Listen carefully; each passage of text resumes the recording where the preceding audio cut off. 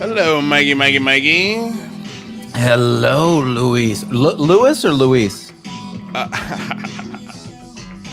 Oh God, I hate you. Really? That's the foot we're gonna start off on. I really hope all the folks who are here today had the opportunity to watch the Mother's Day special because it was a peach. It was indeed a peach. I don't know if we got any UAP talk done during that hour and 15-20 minute talk with our mothers. A smidge. But you know, apparently I need to get married. So if you want to see that conversation, please go back and watch it. Oh, it's fantastic.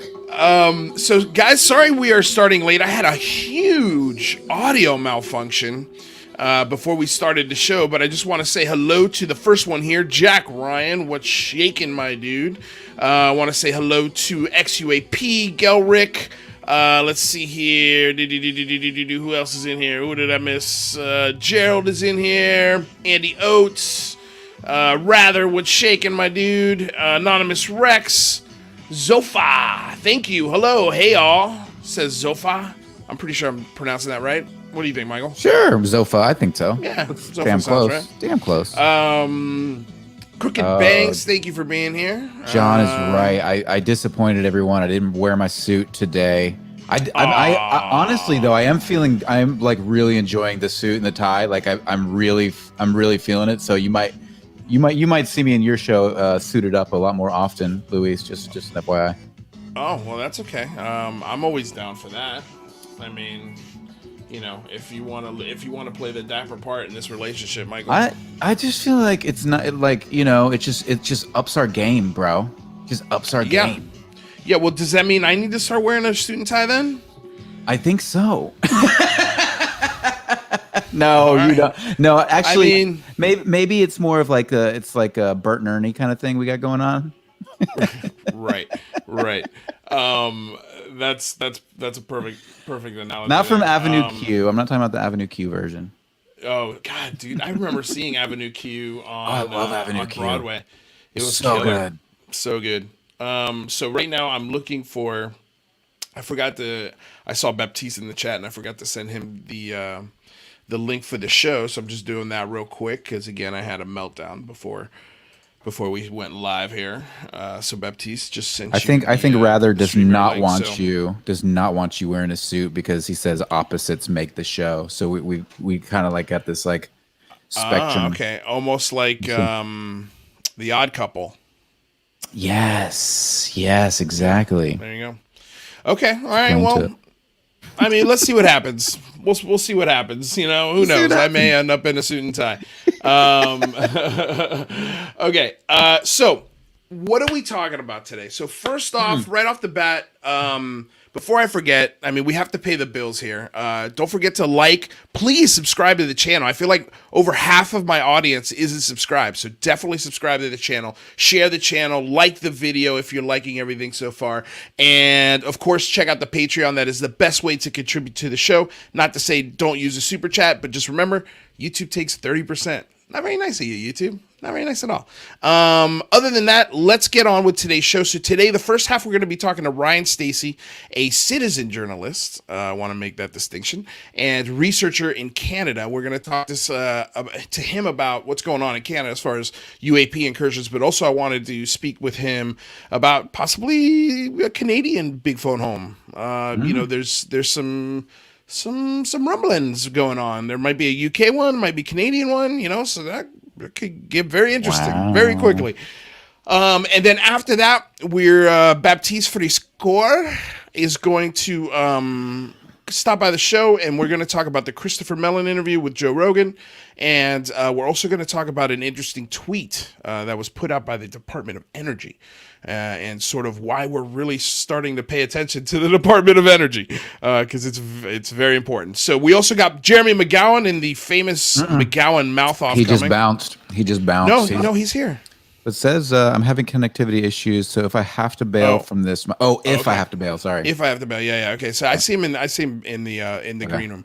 All right, so speaking of him, let's go ahead and bring him in, Mr. Jeremy McGowan. How you doing today, sir? He's moving his scotch. He's moving. You caught me in the middle of a refill. Well, all right. Well, while you're refilling that, speaking of booze, there we go. Jesus, There's, you had to do that. I was doing that on stage. well, Oh man. I mean, it was a good segue into you, Jazz Shaw. Yes. I mean, it's not like we're trying to Ready? hide the fact that we're drinking a gin martini. So okay, boys. Well, welcome to the would show. hide that. Welcome to the show. It's Oh, good to man. see you, McGowan. It's been a good week and a half since I seen you. So it's Yeah, nice to about see your that. face. About that. So Yeah. Okay. Well, without further ado, let's bring on Mr. Ryan Stacey. Hello, sir. How are you? I am good. How are you? We're doing very well. Doing very well. So, so you reached out to me after I think it was around. I talked to Andrew Hall, and he was talking to Otis, and you guys got in contact with me. I got in contact with you. I can't remember how it went down. But you were telling me about, or at least remind me if I'm correct. Sorry, there's been a lot of stuff that's been going on. But we were talking about Canadian incursions. We were talking about sort of what Canadian citizens can do to reach out to their MPs and how they can activate themselves in north of the border, and we were also talking about the big phone home, possibly some sort of either dual effort from the U.S. and Canadian perspectives, and or maybe you guys doing something on your own. And also we were talking about, I think the UK was also very, very interested in something along those lines. So welcome to the show. Please introduce yourself to everybody and Okay. tell them what you do. All right. Well, first of all, my name is Ryan Stacey. So I am my handle, I guess, is citizen journalist, active Canadian ufologist, UFO, and I'm also a paranormal investigator as well. I throw that in the mix because I believe that it's all connected. However, I am actually a licensed registered private investigator in Canada. I'm governed within Ontario. I own and operate a private investigating firm. And a subsidiary of that company is called the Experiencer Support Association, which actually takes care of civilian reports within the phenomena. Cool.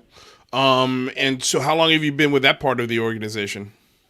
Well, the company's 5 years old, so Tessa has been privately running for 3 years. It's been public for 2.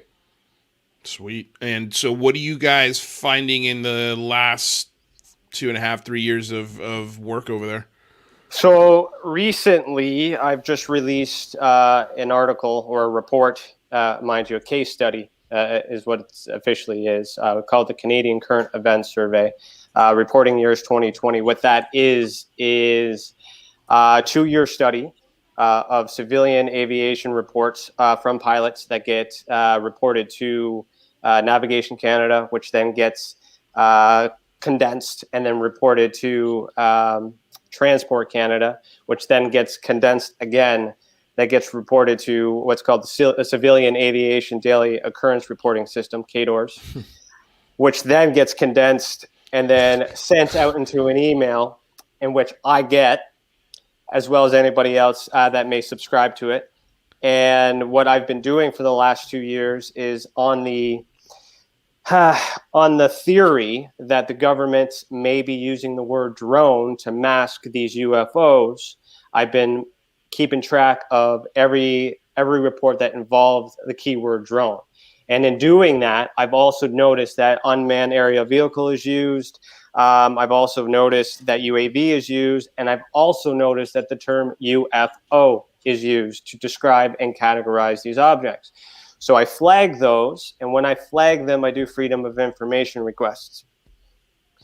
A majority of the time, I get no record found. My mail comes back tampered, opened, reopened, and all these other stuff. There's a story behind that. I investigated that to find out why. But recently, as in 2019, I received an unclassified service document, which Otis talked to you about on with Andrew there on that episode, which is why I kind of reached out there. And in this report, I talked about 2 other documents, another service report, as well as a flight log. And these were on events that again was condensed, and then still sounded unusual. And then I provided my analysis based on my studies and my research and my background on what I think it may be, keeping in mind that I am not a pilot, and I simply wanted to provide as much work as possible that I could, hoping that somebody could tell me what they are. So that kind of... Just so you guys know, Ryan sent me a copy of the report, and I went through it, and it was, I think my exact words to Ryan was, "This is on point." The information that he put forth in this thing is astounding. Thank you. When you say it's condensed, then condensed, then condensed, then condensed, what is the information? Is it being, when you say condensed, does that mean it's being omitted and again the report gets smaller and smaller and smaller by the time it gets to you? Well, or is the information becoming more specific, sharper, easier to decipher? That's subjective. So again, so when I say condensed, it's on the assumption of either way. It could, I would like to believe that it's straight to the point, which is also, you'll see in my 105-page report, that you guys are the first people ever, including Canada, to even allow me to mention it. Basically just focuses on the facts, the information that is available to it. Or the other side is that there's information that they don't want. It gets passed to a civilian group, gets passed to another civilian group, and all that other stuff too. And as I mentioned before, with the mail being tampered, I'll give you an example. When I do a Freedom of Information request, every time the mail comes back to me, the mail's been opened and then resealed. I've investigated that to find out why. I put towards the Canadian government, said, it's a federal offense to be doing this. People have conspiracies around this. I would expect the Canadian government not to be doing this. So the explanation that I got from the representative there is that it gets sent upstairs before it goes down. And when I asked what that means by going up before it goes down, she says, well, I literally take the information, I put it in an envelope, I send it upstairs for review, and then they send it down to be mailed. So it's upstairs that is reviewing the information. And I don't know if they are inserting the same document that this department is putting in or a different document entirely. And I used to think that was the case when they had no record found, but the same process is happening, and I received 3 unclassified documents in the same manner. So, for me, the evidence is that there is some processing system. I'm in the system. They know I'm asking, but yet they're still giving me the material, and now I'm trying to release it in a manner that hopefully means something. Luis, can I jump in for 1 second? Of course. Just based on my experience dealing for the last 25 years and more with the American government, I have to say, Ryan, that's one of the dumbest answers I've ever heard. I don't mean your answer. The answer you were given by the government, the idea that there's somebody sitting there reviewing your request and going, okay, I have Ryan's answer, and I'll put it in this envelope, and I'll seal it. But wait, I need to send it upstairs where somebody's going to steam it open and then look at it and decide whether or not that's a good answer and then seal it again. I'm sorry, Ryan. A lot of people in the American government lie to us. I would love to think of the Canadian government as being more open and honest and everything. That's kind of a dumb answer, isn't it? Well, you got to look at the chain of command. I'm a civilian requesting information, right? And there's a civilian that is catering to that job. She's completed her task. It's a female that I'm working with, so she's completed that task, and then she follows that task all the way through. They're not being so clear and careful enough to steam it. They're literally cutting it from the side, pulling it out, putting it back in, and putting pieces of tape over it. I've taken the tape off. So bizarre. I've checked. There are I'm fingerprints. sure she's just as honest as Susan Goff. Well, I know, but there are fingerprints, right? Partial prints. So there's a lot of traceable evidence that could be examined to link it to somebody and all these other things. So it's very sloppy. So it may be a bad excuse, but it kind of feels genuine in a sense because a lot of mistakes were made, and that's coming from my perspective as an investigator handling evidence. Unless the government really is just lazy and they just don't care anymore, because it's what way do you want to go with this, man? It could go either way. I agree. I feel like that's a harder way to do it. So somebody writes a response, puts it in a letter, and then it goes upstairs. Somebody cuts it open, takes it out, stuffs either the same thing back in or something else in, and then tapes it back, and then mails it to you. Circles my name. And then So here I am talking about it. No car bombs, like everything's so good, bizarre. you should totally weird. send an email or a letter to the Canadian government explaining the fraud, waste, and abuse, measure out how much tape is on each one of those envelopes, and then show them how much money they could save at the end of the year if they omitted this entire process. I bet you would probably get a more detailed response and a thank you from that than you would from any Freedom of Information Act type of stuff.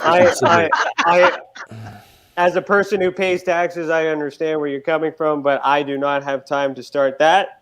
I would clearly help anybody who's willing to do that and run with it. All the information is available online. We have some liars in the U.S. government, but they're better at it than that, man. Oh, okay. Jesus. Everybody lies. You got to look at the reason, though. Why are they lying? That's the whole mixture of why we're in this today. That also leads into the fact that I'm a Canadian citizen on an American show talking about Canadian ufology.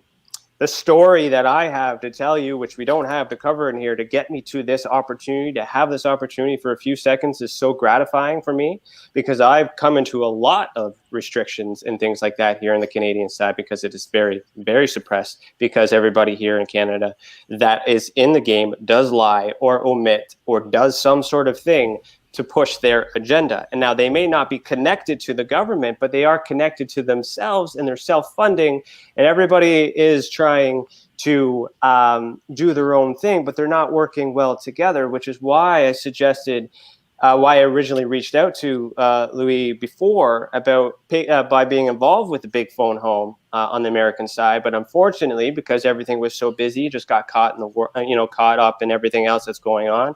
I watched from the sidelines.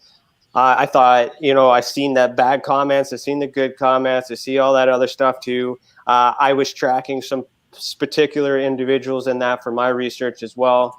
And I just want to say that the idea behind it and the fact that you brought everybody together is something that I value, and that's what I've been trying to do here in Canada. And I just want to emphasize this to my Canadian listeners who know what I've been going through.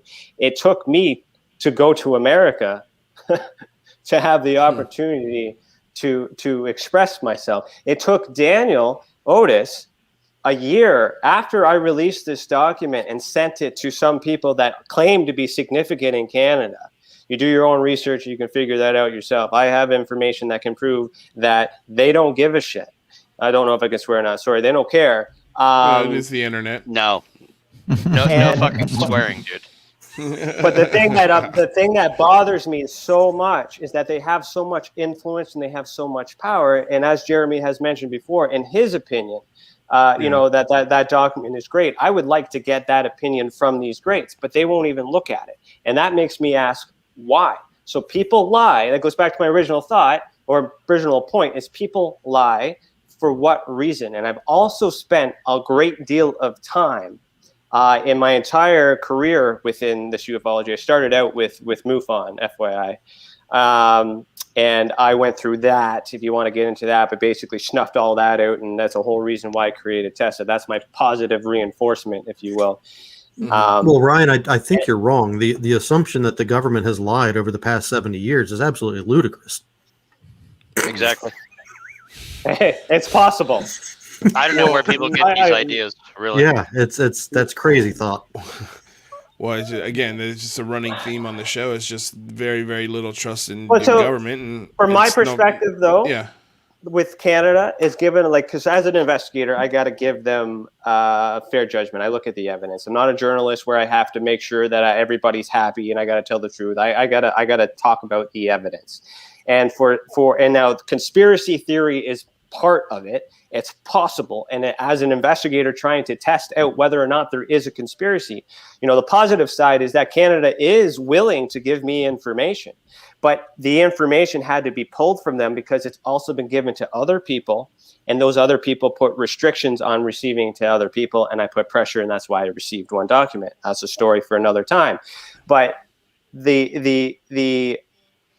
to go through all of that and to be so sloppy about it makes absolutely no sense to me, because if you don't want us to think that there's a conspiracy, you wouldn't do something like that. So blatantly obvious. So then there's that side that says, like, is there actually a conspiracy? How much of this is human error? And how much of this do we not really know about? And Canada's involvement as well, from what I understand, they've been asked to comment on the on Lou Elizondo's Pentagon videos and things like that too, and they simply just said that they don't want to comment on anything that isn't substantiated as fact, and that could be just a Canadian attack towards America. Like, who knows what's going on? But borders don't exist in this phenomenon. If this craft belongs to an extraterrestrial, hypothetically speaking, there's no line that they can't cross. And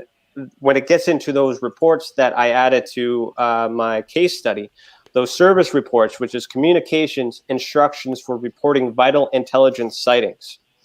So what that basically is the form that our Canadian government, or our Royal Canadian Air Force, had to complete after said investigation and hand that over to America. So that's where my reporting ends. And that's where I'm kind of hoping, by creating this awareness, that somebody on your side, and I understand, Jeremy, you're United States Air Force retired. Thank you for your service as well.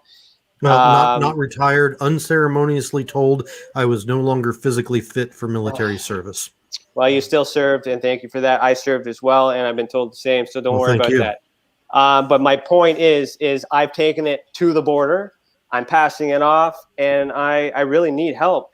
Not just connecting the dots, because if I can figure it out from my side and bring it to the border, and you guys can kind of take that information and compare that to what you guys already know, because I understand the stuff and whatnot's going on too, but you guys really know, everybody knows their country's better than whatnot too. Then together, we might be able to get more answers, which is why I suggested the Big Phone Home movement as well here in Canada. If you haven't had anyone established to run with that, I would like to nominate myself, if that's possible. And yeah, I nominated myself. Trust me, you can do it too. Yeah, we nominate you. Yeah, I don't have control of it. Ryan, you bring up such an important point, and I really appreciate the approach that you're taking here, because I think so oftentimes it's easy when you don't have all the answers to start filling in the blanks yourself. But you seem to be asking all the right questions. When you run into something, is it human error? Is there an intentional cover-up here? Without making assumptions and trying to, by asking those questions, I think you're doing yourself a lot of favors, because it allows you to ask even better questions and continue hunting down, following the actual strings, as it were, as opposed to following things that are, I think so many folks get, they fall off the path because it's so difficult. It's so easy to create conspiracies instead of following the truth. And I think you're doing a really good job of following the facts. I appreciate that. And to touch on that, within this ufology community, even though it's small, we're trying to make a very big impact on a huge thing. What's present is a bunch of researchers, which is great, a bunch of journalists, which are trying to write a story. We have field citizen investigators, we have citizen scientists, we have all these things that apply. But the investigation part is, I have yet to encounter someone who has a private investigating firm that is trying to tackle this phenomenon. And what I have to do, because it's not just me putting my family on the line or my life on the line, writing a book and all these other things, I lose my business. I lose my credibility. I do court documents. I do a whole bunch of other things too. So the evidence has to be sound. And as an example, if I were to send somebody, a lawyer, a document that may decide whether or not this person loses their child, I want, for my conscience, I need to make sure I rule all this stuff out. And so that's where that background comes from. I started with MUFON as an investigator. I was always an investigator. When they finally figured out that I was investigating them from the inside, they pulled the plug, but they had the hint at the beginning. but took them 5 years to figure that out. They promoted me to the National Director of Field Investigator Training because of my skills, but not thinking that they were all under investigation, which, again, a story from another time. I'm freaking curious about that story. Well, it's my perspective too. All right. So there's everyone else's got feelings and friends and all this other stuff. And I don't necessarily want to create enemies outside of the phenomena. My main mission is to get the truth. I understand. Right. But by doing that and understanding that, talking about it doesn't really do anything for us. What it means is I understand who I can talk to and what I can talk to them about. I baited everybody. I put testers out there, like I said, with Canada. I know that I cannot trust my Canadian leadership in ufology to endorse my work or to at least look at it or recognize it. And why, right? Why not even as a mentor? I've tried, that raises suspicion. But then again, I have connections and leads that could very well confirm that they are filtering information back and forth across the border. And that also concerns me because they're Canadian citizens. Well, it's a very same situation that's going on here with the SCU. I'm assuming you're familiar with the SCU. I took their report that they did on the 2013 Aguadilla incident in Puerto Rico, and I sent it directly to Senator Mark Warner and to Jessica Gonzalez. I can't think of her last name. The House delegate for Puerto Rico, and in that I sent I sent about a three-page letter detailing the findings of the SCU report, and then asking them very specific questions on had they ever been briefed about this, had they ever looked into it, were they ever given a briefing on it. And that's been over a month ago, and as of now, radio silence. I've heard nothing back from either Mark Warner or the Puerto Rican delegate. See, there's strategy too. So as an investigator, I do all my work privately, hence the word private investigator. I do have resources. I do have tips. I do have people that are doing the work on the public side that help funnel me this information, and they trust me with the confidentialities and all this other stuff to do that. But like, I'm getting my information because I'm not so forward and so obvious about it as well. When the reason why I have this information about these people is because I've done that forward like you have, but I've done it as a tactic, as a strategy, because I want to see if I keep them or lose them. And if I lose them, it wasn't executed without tracking everything to tailor it to that specific person or people within. And there's only, if you do your research, there's not too many famous people in Canada for ufology. So, and that are alive anyways. So in order for me to create that metrics to give them exactly what they claim that they want and to have them not comment on it, right? I lost them, but I never had them to begin with. Right. And now they become a person of interest. So I'm actually investigating the whole phenomenon on the Canadian side as if it is criminal activity. People are could be, because like you guys are talking about the crafts and energy and the science behind it, but there's a whole nother level, and that's the abduction. That's the people being taken. That they're, if that stuff is true, then this stuff is true, which is why we segue into the Experiencer Support Association, which puts the experiencer first, which includes the pilots. They're experiencers. We want to take care of them as witnesses to make sure we can get the information out. If you don't trust the government, well, maybe you can trust a private investigating firm who is bound by confidentiality, who can lose everything and can be sued as a private citizen just like anybody else. So we create these opportunities to protect everybody. And so when I look at the abduction phenomenon, I look at that as whether it's the government behind it, whether it's ET, whether it's ghost or shadow figure, whatever you want to call it, it's still illegal. You're breaking into somebody's mind, into somebody's house, and you're taking them against their will, whether, and that's against the law. And that's kind of my push on our website too, tessacan.org. We have a fraud reporting portal where someone could report things like that. We also have an ATIP and a FOIA request to assist, because we know how to retrieve documents on the Canadian side. So we have a lot of resources on the TESSA side to assist anybody in the phenomenon. I just need people to know we're available and to use us when they need it. Ryan, could you just briefly touch on maybe the difference in perception for people watching from an international audience about the openness in Canada? Because down here, and as you could probably guess, I follow all this stuff in the United States. There's been a lot of work that's been done. For example, the biggest one I can think of is that NORAD, American ufologists, journalists, were hammering NORAD forever. They got no answers until somebody came up with the idea to check with Canada, because it was a situation that was agreed on between the United States and Canada. Our own government in the United States told us nothing. Somebody went up there and filed a request and got some information we'd never seen before. And Canada has had some really amazing reports, incidents. One of them, correct me if the name is wrong, like Charlie Red Star. That was a really famous one. The one, and you'll fill me in a second, I'm sure. There was the one where I'm losing the name of the coastal area off the island where something went into the water, and it's become like this famous place and all that. But nobody in the United States would have known that if we hadn't been able to ping the Canadian government and go, oh, you're working with NORAD. What do you have on this? So I think there is a perception down here that Canada's more open than our government. Are we just getting this wrong? No, you're not wrong about that at all. I think the government.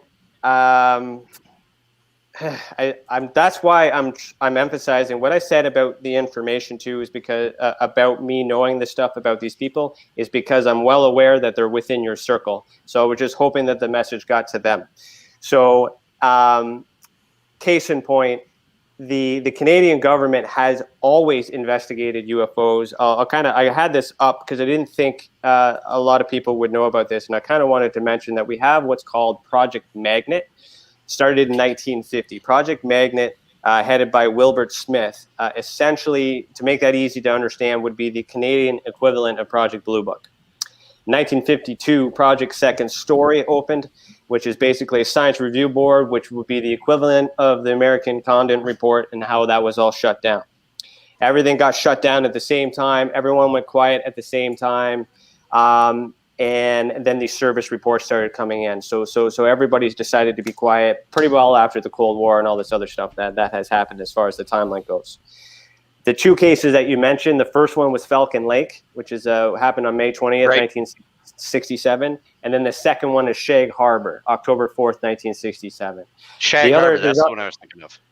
So there's also one that happened in Clan Lake, June 22nd, 1960. Duhamel, Alberta, August 1967.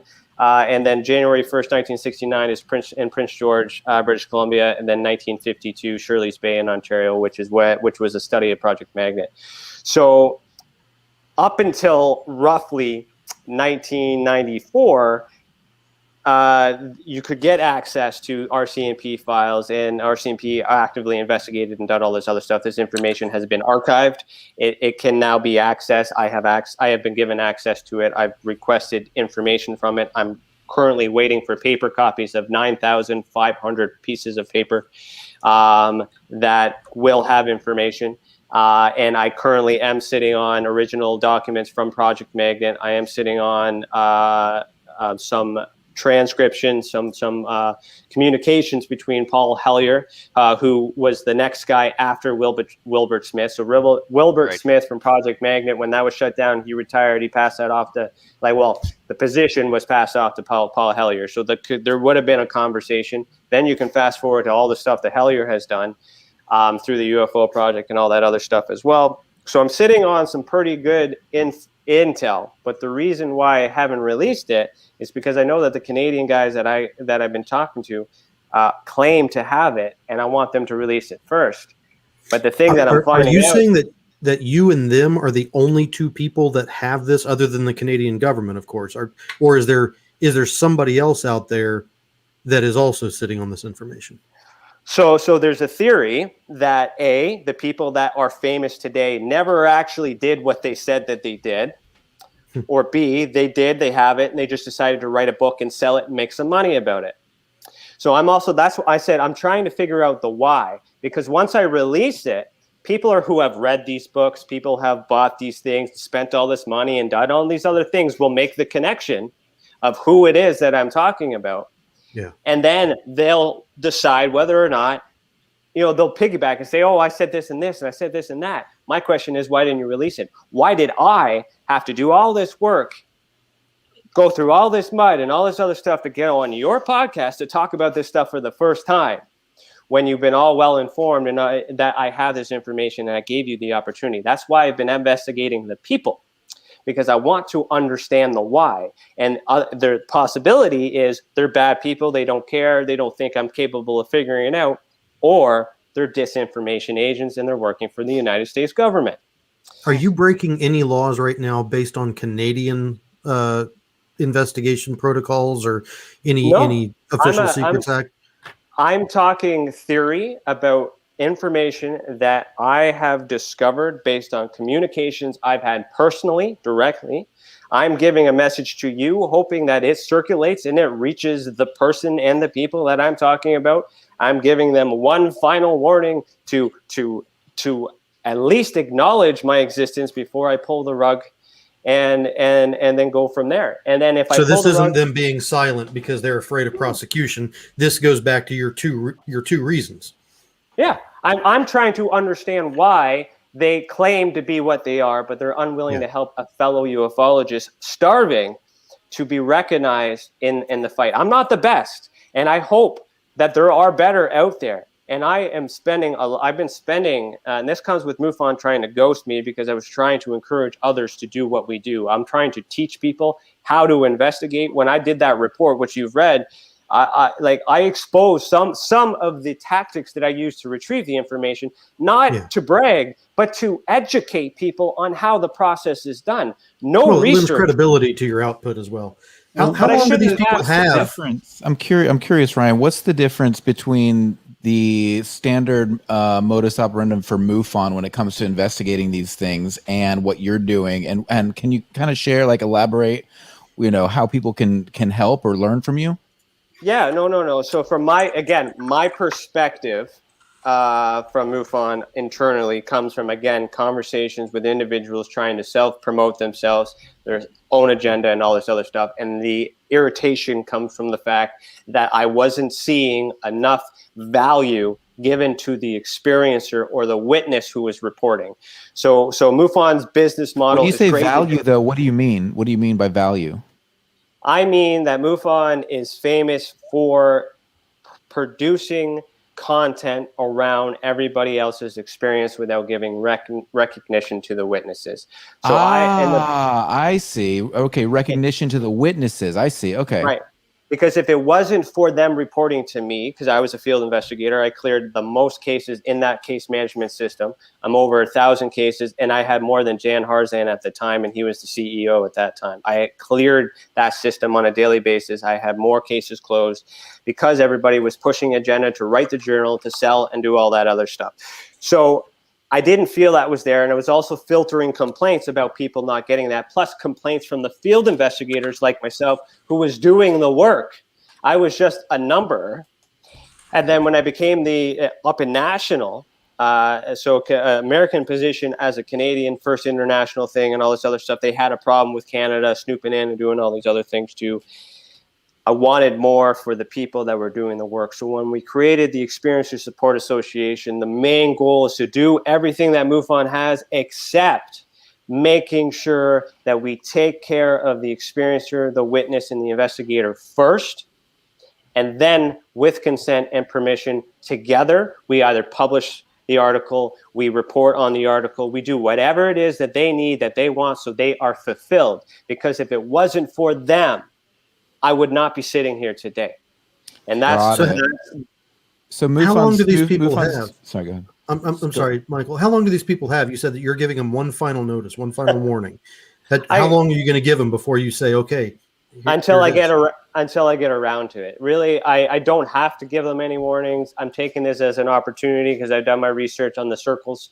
It's a tactic that I'm exploiting as one final attempt for myself to say that my conscience is clear. If your reputations are ruined after this, they might not be. I could be wrong. It's a theory that I have because I don't have the answers to the why, and I'm just catering to the emotions because they're humans, and I don't want them to, I don't want to upset them. I don't want to anger them on something that could be cleared through communication. Right. I've invited them to my podcast. I've invited them to be open. Maybe it's because I'm a private investigator and they don't trust me. There's lots of reasons that are valid, or maybe they simply don't care and I'm wrong and I'm off and I might have nothing. All I know is I have stuff that I've never seen before. I'm pretty certain you've never seen it before. These guys claim to have it and I've never gotten it from them. So I had to go through a back door and retrieve everything a different way through the Canadian government to get caught up to speed. And instead of writing a book about it, I'm going to release it to the public because I believe the public should have it. Does any of your information include a black triangle coming out of the water? I have, the one document is 500 pages thick. It could be. Could be. The reason why I haven't released it, honestly, to be honest, is A, I don't have time because I'm taking care of experiencer reports of witnesses. I'm taking care of our experiencers first. B, it's very quite possible that this document that gets released on June 1st might have this information in it, and then I don't have to do all this work. And then this podcast can be, I told you so. In terms of, on a business perspective, if somebody else is going to release this data, then FNA. If not, then I got the platform for it, and I'm going to put it out. And then anyone who's interested in it will use it, comment if it's even valuable. But it's valuable to me. It's valuable to Canada, and I think it's important because Canada has UFOs too. Okay. I've got a couple of questions. So, as far as the tampering of the mail, have there been any other journalists or investigators that have had the same issue, and have you guys compared notes on that stuff? Not that I'm aware of. Okay. Again, my circle is very small. Nobody likes to talk to me. Yeah. Well, do you know if Otis has had any issues like that? He has not. From what I'm understanding, he's just started to make these requests. Okay. But it'd be interesting to find out, because if you're talking to him separately, again, he's the guy who's wrote the story. We connected in separate ways. I'm the guy who got the document and do it, and totally different. But if he's asking for the same stuff and they're tampering his mail, then that's interesting. But if they're not, that's an interesting thing too. So I'm curious to know that myself. I should ask him. Yeah. Well, just in case anybody's wondering, Otis writes for Vice magazine, and he's been also sort of following this UAP issue in Canada. So then my second question is, so everything you just said basically was the first time you've ever said it on air ever? Yeah. I wanted to do it to an American audience because MUFON's in America. Got it. Okay, because I was curious as to why, why that was. Because you have your own show. Yeah. Yeah. Yeah. No, I talk about it when I need to talk about it. It's my story. Yeah. I'm new here. Right. No, for sure. And then my last question is, as far as reaching out to government officials from a Canadian perspective, on the phone home aspect, what are the requests that you guys are asking from them similar to what we're asking here, or where do you think the requests, what would the Canadian requests look like, you think? I'd have to look at it in more detail to be specific on the language. The approach might, I'm finding a more delicate approach is easier. You get more bees with honey in that sense. I haven't been aggressive. I haven't seen the need to be aggressive. So I would more than likely tailor a document that was that kind of fit to the environment that I've been working with. But I don't know. It's just. I think it would be just change the letterhead, make sure it goes to the right department, and again, I have a legal department as well that we could make sure that it's properly written as well. So it really depends on what we want to do, but we want to have a goal in mind. We want disclosure. Do we want disclosure for the world, or do we want disclosure for Canada? That's the other reason why I'm sharing this on your podcast or on your episode. Yes, American audience. Yes, I'm a Canadian, but I kind of wanted to emphasize that we have problems too. We have the struggle too. We want solutions too. I do represent a bunch of private people that are not getting recognition, and I am trying to build a platform where I'm able to recognize the underdogs, not the and people like yourselves need to be recognized for the work that we're doing. And with that, we have to work together. So I think when we tailor the document, I think should be something that's in conjunction, because I already know that the Canadian government has to give information to the states. So what I don't want to have is for them to tell me what I already know. So we kind of have to include that in the language that says we're aware of all these things. We want more, because the way the Department of Defense works, and I know this from my time serving as well, is if you're not specific, if you don't say, I want to go home at this specific date and time for this reason, they're not going to send you home. You're going to continue to tour. So, you got to be very, very, very specific. Right. So, I mean, we can hash that out. It's easy. Does anybody else have any questions? Sorry, I was on mute. I was like, wait, what happened? Yeah, no worries. Ryan, I guess the question that I have now is what is next for you, as far as, let's say tomorrow you wake up and you finally got around to it and you decide to release those documents. What's the fallout? What's next for Ryan Stacey when that happens? I just basically filter calls. I guess anyone who wants more information about it, then I'll go with that. My goal is to have that awareness, that at least everybody recognize that there is a Canadian ally. That's my goal number one. That is equally interested in the phenomenon, equally interested or trying to get answers, to be available to assist anybody. At the same time, accepting the fact that I'm not going to get any assist, I'm not going to get any help. So I'm just going to put it out there and see what happens, because it's good for my research, because I'm built, again, instead of me building a book and selling it, I'm creating this virtual database and archive, making it available for everyone to use, but it also makes it easier for me to use in the field. So when I go out and put boots on the ground in these places as well, go back to Shake Harbor, go back to Falcon Lake, which none of these people actually did. They just wrote about it, and actually bring up real new evidence from these documents. I can pull up the reporting system that I have on my website at ease, that anybody can go to these locations and get all this data and then continue to add and build on top of that. So what's next for me is I want to go to these hotspots in Canada once I get these stuff and fact check whether or not the information exists, use new technology to try and get new answers to an old story that has been available for many years that no one's ever talked about, And the other question that I have for you, and the last question I have, is, yeah, because you're a UFO investigator in Canada, what do you see the UFO investigators here in the United States doing that you would want to incorporate in the way that you approach things, or you look at what we're doing here and you're like, well, that's stupid?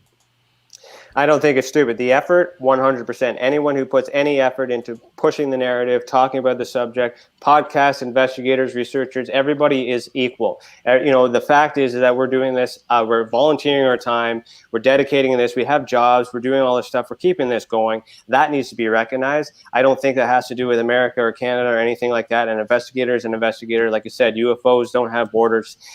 If there's anything that I could request anyone to do that they haven't done, and this could be speaking to my MUFON audience, American MUFON field investigators who knew I was the director of field investigator training at the time.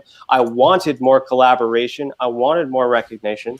So what I would ask for is for you to head over to tessacan.org/Project Babel, submit your work, give us the opportunity to fact check it, clean it up, make sure it's as tight as it can be with the private investigating firm, as the background, and let's release it together. Let's put it on another platform. Let's try and give you recognition for the work that you're doing, because there are a lot of people within the community that do work that do not get recognized. And I do believe that if we put all the pieces together and we're more collaborative, everybody talks about unity.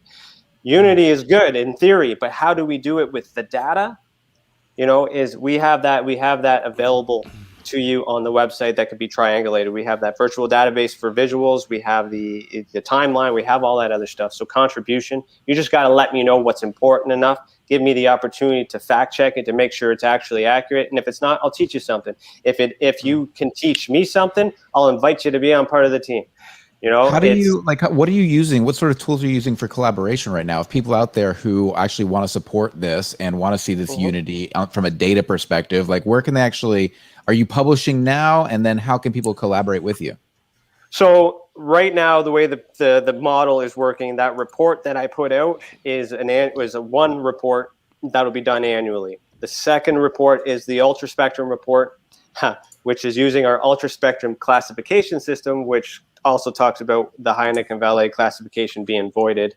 That's another conversation. Those two documents are designed to come out every year. And what I'm hoping for is that by me setting the stage with the CSIS report that I put out, that I would encourage others to contribute, so that way they can see what the output would be. So what I'm hoping for is when I put these reports out next year, it's my work plus their work plus our work, then peer review. So that's the final product that we're going to be producing. And the hope is the more people that want to be part of that, we can't force it. And we don't know it, different people's levels. And the other thing too is if you don't think that you're capable of doing it, that's bullcrap. I don't have a university degree. I have a college degree. I am a self-employed. I'm not a journalist. I'm a private investigator. Like I'm a nobody, and I'm able to self-teach myself all these other stuff. These resources are available. I learned how to do it instead of telling you to go do it yourself. Tessa is available to assist you in producing the product however you want to do it. The point of it is it has to be easy. It needs to be easier because there's too much tension. Right? You have the ability to work with us. You just have to ask. Worst case scenario is we're backed up and we're busy, and I just need more volunteers. Man,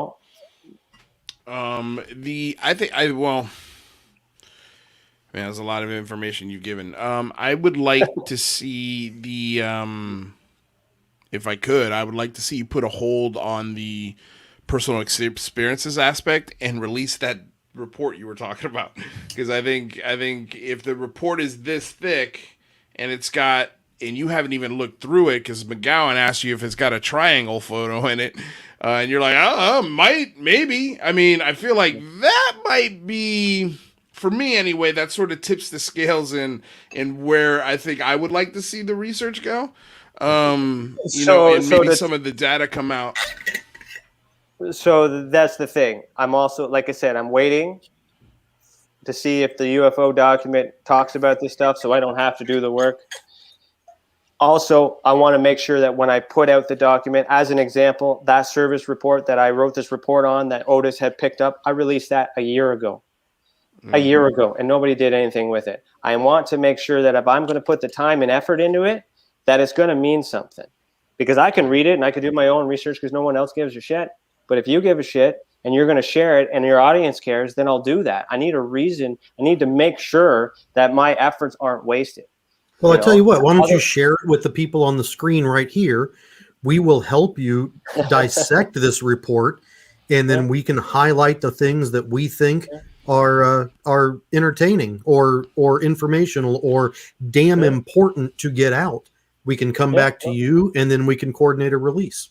Yeah, I'd also maybe even throw Otis in there, and see. I mean, because that guy's a Vice news journalist. I'm sure he's got some resources and things that might be able to help you out and help you decipher it and get the word out in the way that you want to. But I mean, if we're sitting on a report that was handed to you by the government, we don't know what is in there yet. I think that's. I mean, who knows what might come out of that? Well, like I said, the other people that claim to have had it, I'm trying to prove the point that writing a book about it isn't the way to go. Releasing the documents is what we want. And you're validating that. I am going to release them. I am going to get to them. I can't share them with you right now, because they're in a filing cabinet that's downstairs and it's locked. I haven't digitized them yet, because they've been mailed to me.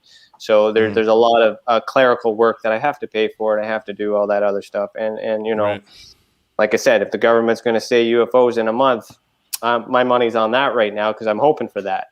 And then I don't have to do all this work.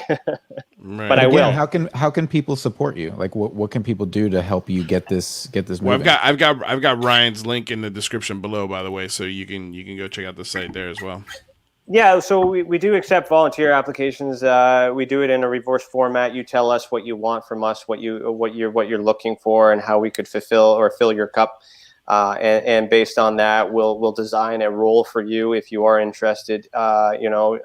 There is an evidence review board that I have that I would like assistance in reviewing these documents. I would have a confidentiality agreement that would be signed on that just to protect our assets as well, because it is a subsidiary of my private investigating company. By retrieving these documents, I have to give proper credit to the right departments. I have to do all this other stuff. So by releasing it, there's a certain format. There's a lot of logistical errors and things like that too. So currently right now I do have employees and staff that I pay to assist me in that as well as, and we also have some volunteers to do that. So if you want to help on that, again, volunteer, tessacan.org/volunteers. The other thing too is follow the website, follow everything we're doing. When you see it, share it, spread it. I have a contact list that I sent my document out to. I kept track of the people that responded, the reaction to it. You guys are the only ones so far who has responded to that document. If you guys are the only ones who do it, then you guys will be the first people I send it to. Instead of sending it to everybody else, at least I'm getting a result from it. And So you're really the man on the island. You're the guy leaning up against the palm tree, and nobody else is doing shit up there. I shouldn't be. There's no reason why the guys that I have on the island shouldn't be working with me. They're choosing not to, for whatever reasons they have. It could be age, they're retiring, they might have information, they know that it's ending, they're trying to shift. Ufology is dying in the sense. I just could be the young buck that's got a lot of.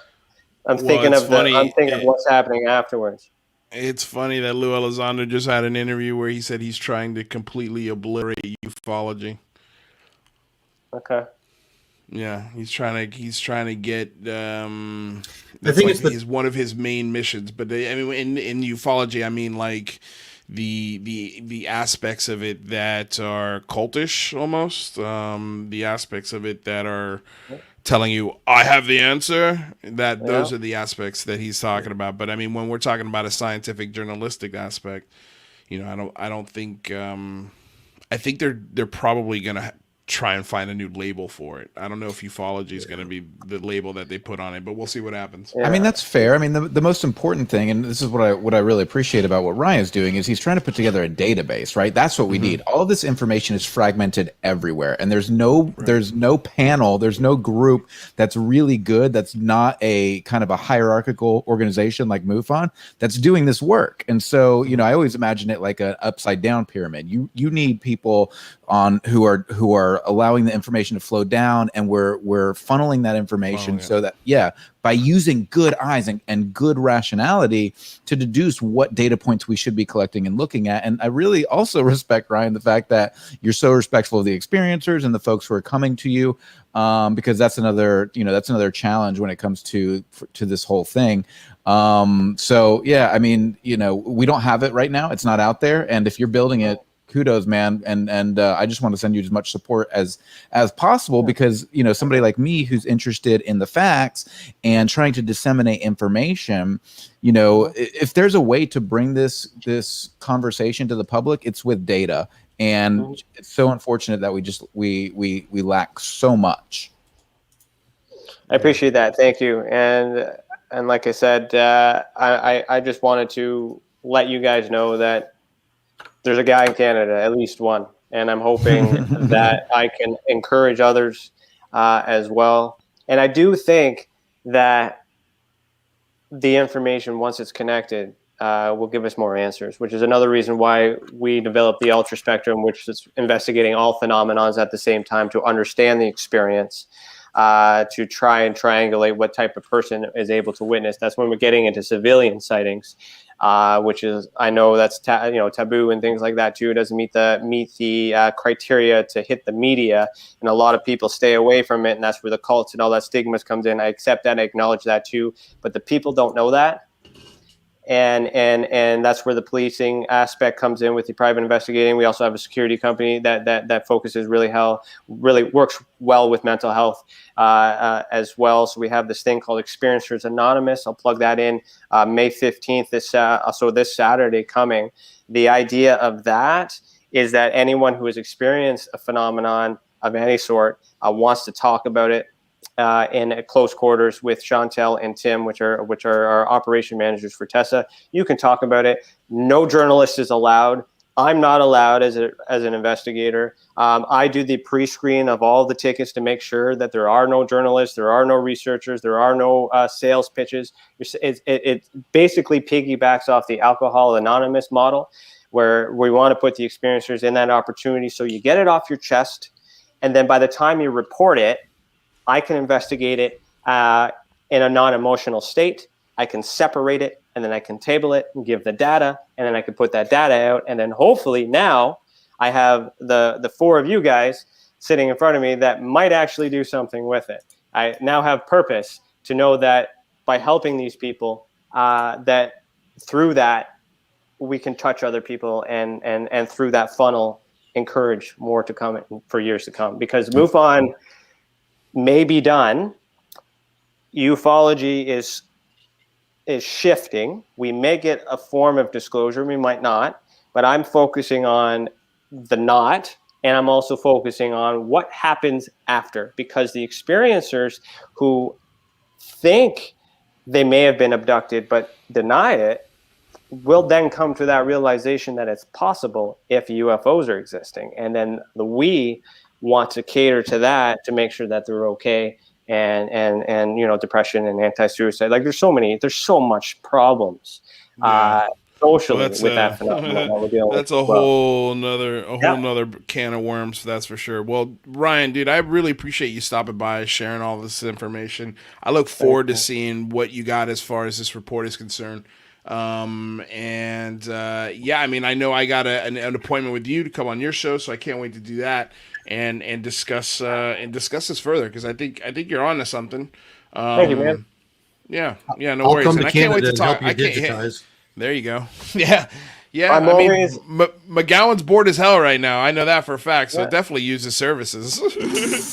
Well, I'm always available to be used as you need it. If you can offer some services, just let me know what you can do to help. Don't just let me know that you can help, because everybody I need to filter between those who are fans versus those who are serious. Tell me what you can do, and then we'll figure that out. And like, that's an open invitation to anybody. I got to trust you, because I'm trusting you, because I don't trust anybody else. So it's a big deal, because MUFON failed me. Canada's failed me. I'm all we got right now. It's a lot of work. I could use the help, but trust is earned.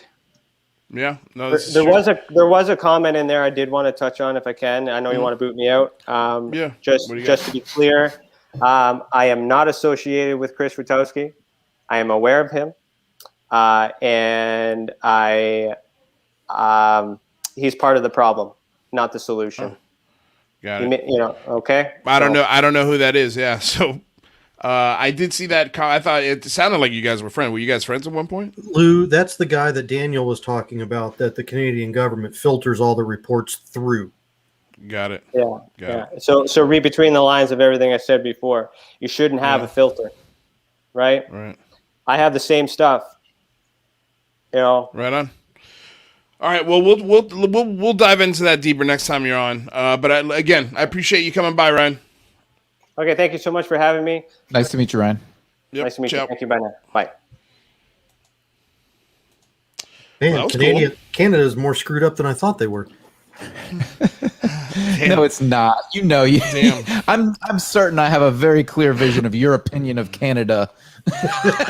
Jazz, how you doing, buddy? You hanging in there? You're on mute. There you go. Yeah, I was. Sorry. Yeah, that was good timing to ask. I had no idea this segment was going to take this long. I apologize to That's Jeremy. okay. The stuff I really wanted to talk about is still to come. And Yeah. a lot of it had to do with Jeremy. I had no idea this Canada segment was going to go this long. I've already been given the flag. I have a choice between continuing the show Or or continuing I will your have marriage. to sleep on one of your couches.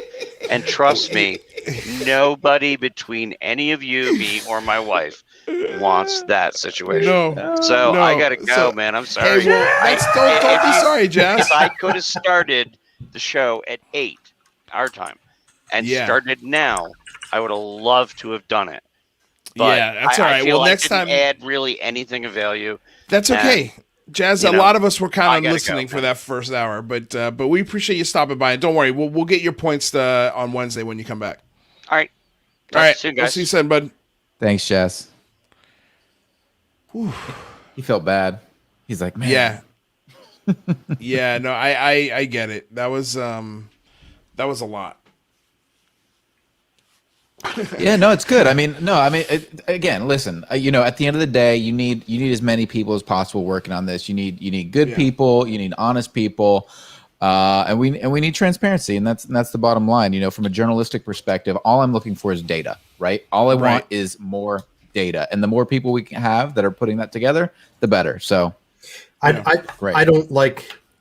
I understand why he's doing it, but I don't like the fact that he's sitting on those documents. Yeah, it struck me as a little odd. well, I mean, What's the up, government Baptiste? was sitting on the documents before. At least they're outside the government now. I mean, it sucks. Like, Yeah, but we I don't get know your that. point. That's the thing is we Right. don't know that. Like and because it like I kind of got the feeling that it wasn't a priority for him. And I'm like, well, We're scrambling for the tiniest little minutia detail. Yeah. He's got one document that he said is this thick, and it's killing me that he's got it. in his Well, filing and that's cabinet. like I said, that's why I think he needs help, and we need to get Right. you need to get people over there to help him. yeah, he's not. Maybe just, I'm wrong. He's I don't think not he's just doing this. He's Right. got No, a life. definitely life. not. We all got Definitely lives, not. bro. Well, no, yeah, dude. you trust me, got the I know. IRS to fight, McGowan. I mean, everybody's got things to do. And we also started got it. You Baptiste started in the house. Well, all right, so Hello. Baptiste is in the house. Should we let's switch gears? Maybe let's have a little more fun this next hour. I asked Baptiste to come back because he had transcribed the entire 3-hour Joe Rogan Christopher Mellon discussion. And we didn't get to discuss that last week with you, Michael. And Jeremy, I haven't gotten your opinions either on it. I mean, I've sort of gotten it. You've shared them through Twitter. So I guess we could start there. Baptiste, since you're sort of the guest of the hour, what's the first thing you want to talk about that you transcribed from that 3-hour discussion?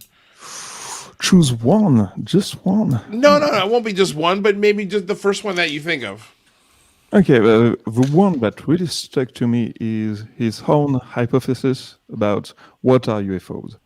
And he said that for him it was autonomous reproductive probes with bioengineering capacities able to create life forms to operate gears. And coming from Christopher Mellon, Yeah. Can you say that one more Yeah, time? so one more time for us, please. Because that's a pretty So- wild statement. so it's probes that are artificial intelligence based. They have bioengineering capabilities, so they can create organisms, and Right. these organisms have their own intellect and able to use basic tools to operate the craft. Wow. To put it really, really quickly, I talked to Lou about a very similar idea, and we were discussing the hypothesis that the grays themselves are artificial constructs that hold an AI within a biological container. Yeah, and so what exactly did Mellon say about that? So this was he in what context did he bring that up? It's his idea. He thinks UFOs are these probes. Well, thinks and speculates are very different things. So I'm just curious, Oh, like yes, to what degree does he actually believe this versus is it something he's speculating? I won't say believe it. It's his opinion. But okay, well, because I'm at I've only got like 20 minutes left. I got through most of it, but I didn't hear that part, and so I'm just curious. Yeah, I was just curious. I didn't realize that was his like belief. I can send you the timestamp if you want. Yeah, that would be check that'd it be back awesome. later. Yeah, that'd be I great. mean, it sounds like it would almost be an opinion. I don't assume. I mean, I can't speak for Christopher Mellon, but I know usually when if they say something like that, it's something I believe or it's my opinion that maybe it could be something along these lines. Yes. You know, like Right, in like- that realm. I don't think he's saying I know this is what it is No, or right. I believe. Right. Yeah, I think He I didn't think it would say be. It was that. He said for his opinion to have a UFO that can do all we can see, it could be that. That's Right. the most fitting hypothesis for him. Right. So it's a hypothesis that yes, I see. I got it. Well, it's also a quality control thing because you got to think mechanical devices wear out over time. Gears wear down, circuits erode, things like that happen. Entropy exists in mechanics. But if For you have sure. something that is solid state, let's say they've perfected technology to the point where the entire avionics system of the craft, the propulsion and everything, it's all solid state, or it relies on some sort of quantum process that we're unfamiliar with that doesn't have the entropy issue. Their need for a biological that can replicate itself and still maintain the same AI construct to so continue wild. to operate It is But- a necessity. But it's a fantastic hypothesis, and I love it. Great point, Jeremy. Also on the solid state, because that's something that's been reported multiple times about these type of craft. Yeah. What else you got, Baptiste? Fucking hey, great stuff. No, before thanks to the Scott. Baptiste, sorry. yeah, I'm a little for. I love that part. I love that Yeah, part. he's a little. Jeremy is 3 sheets of the wind today. I love it. No, he's only 3 fingers, not 3 3 fingers. sheets. 3 fingers. 3 really fat sausage fingers. It's like a wrist. No, I was gonna say,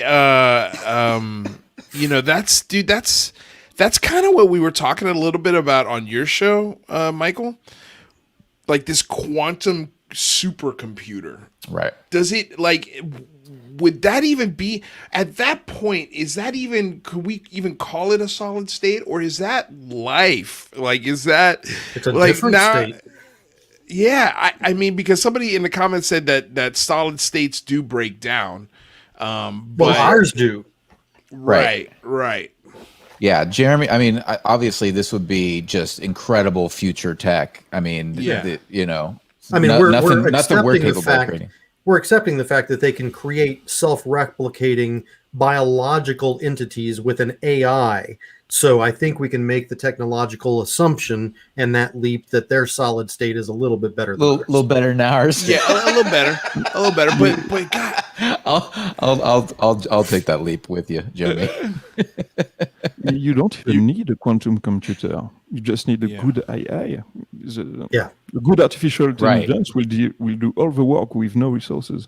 It And is, but the efficient. ability, I mean, but AI multiplied by quantum computing is just, I mean, we can't even fathom what that means. The repercussions. That's why I created the Singularity Lab for that reason, to discuss these topics. Mike, I'm going to close Yeah. down your show because an AI matched with quantum computing, it's God. Yeah, exactly. right. That's exactly because, right. Well, End of dude, because story. if what Exactly. Christopher Mellon is saying, then it's possible to believe that maybe one of these things, these self-replicating, matter-making, cell-duplicating, and creating machines, popped the formula for life in our oceans and then took off, and then they just check up with these little probes the fact that we are electricity. You give me goosebumps right now. It's wild. The fact that we're electricity, we are chemical reactions in electricity that are constructed. I mean, we are literally, if you look at humanity as a single organism, we are a self-replicating entity. Yes. Yeah. No, It is true. I mean, But so is the rest of the animal kingdom in that context. Well, so is all of biology. Right. Yes. Right. Well, then at what point does that machine be considered biology? Well, here's the weird part about it. If you look at and let's just talk about humanity for a second and ignore the rest of the biology. If you look at anything that copies itself over and over, on the micro level, there are always errors in that copy. That's why we age. Our telomeres get shorter, our chains break, and we start showing signs of aging. Yes. But God, stupid Scotch, I forgot where I've gone. But on the macro, humanity, we don't have this entropy. We do have the entropy on the individual level, but we have, from biology, we have the evolutionary chain where we improvise and adapt on a biological level, which is exact reverse of entropy. So we're seeing the degradation and the systematic breakdown on an individual level, but at the macro, we're not seeing that. We're seeing an explosion. We're seeing an increase. And that is not something that computes with normal technological advances or technological apparatus. Right. And it's our genes are self-serving. They're not interested in our individuality. They could care less about our consciousness even. All they care about is replication. Our genes are looking at our great-great-great-great-grandchildren, and they don't give a shit about us. Correct. There is an interesting paper just like the Native Americans, as a matter of fact, that was published a few weeks ago, showing that Darwinism always apply to basic chemical compound. So you don't even need life to have Darwinism. Molecules by itself generates replicating properties and then spread in the mix. Wow. I read a short story not too long ago that was the cliff notes of it was, what if the advent of nuclear weapons, which in the book would inevitably lead to nuclear war, was genetically designed at our level to cause the mutation trigger to occur so that our replicated genome would be able to handle increased radiation and therefore become a spacefaring civilization. It's an interesting theory. Yeah. No, that's pretty wild. All right, so Baptiste, what's the another thing that you caught that you said, oh, that's interesting? What I really liked was the karma of the Robertson panel. So they talk about how it was important to lift the stigma so the Department of Defense can do a better war against Russia and China. And just before, they said that the stigma was generated by the Robertson panel that launched a public campaign to debunk every UFO case. And now they have to do the opposite, debunk the Robertson panel disinformation campaign to be able to have the Department of Defense to operate properly. I loved that karma. Yeah. It's all of this bad taboo and stigma that they've been building over 60 years is now biting them in the ass because their pilots and their military personnel cannot report things because they're afraid, and that puts our military in a very awkward position because now things aren't getting reported, and they could be actual terrestrial things, made by Russia or China or whoever. And then the compounding issue to that is that, well, what if it's not Russia and China? Like now we got an even bigger problem. Right. But it is changing, and that's the they're now encouraging people to come forward specifically, and the only reason for that is the drones. If there was no drone threat, we would not be where we are today. We can literally thank drones for pushing disclosure forward. But that being said, I have something interesting that I thought was super fascinating from that interview. Joe Rogan asked Christopher Mellon, "What would you do if you were president? What would be the first thing that you would do if you were president of the United States?" And he said, "Number one, I would want intel on every single DOE special program, every Department of Energy special program. Number two, I'd want to sit down with the director of operations at the CIA, because he said there's two places you're going to go. He said in the operative branch and in the military branch. He said Air Force and CIA, and then he said DOE. So DOE, CIA, and then he said number three, review Wave Special Access Program Section 119 of Title 10, which most of Congress is exempted from reporting. So basically, all the black programs in DOE cannot even be communicated to their oversight committees, or are not being communicated to their oversight committees. Right. So this is fucking crazy, you guys. Like the DOE can do whatever the hell they want, pretty much without any repercussions.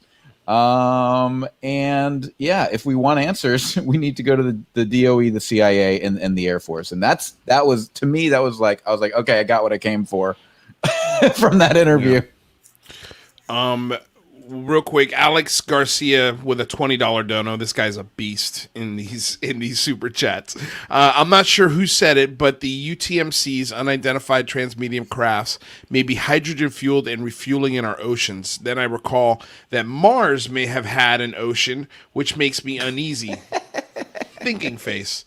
I mean, dude, it's a cool thought, but nobody has any clue. Like that's such a I don't want to say crazy, but it's just it's a really far leap to make in a thought process, at least right now for me, because of what Michael just said, and that was the Department of Energy. Well, like that is a department, but that is a department for some reason in the last 2 weeks has really gotten a spotlight on it.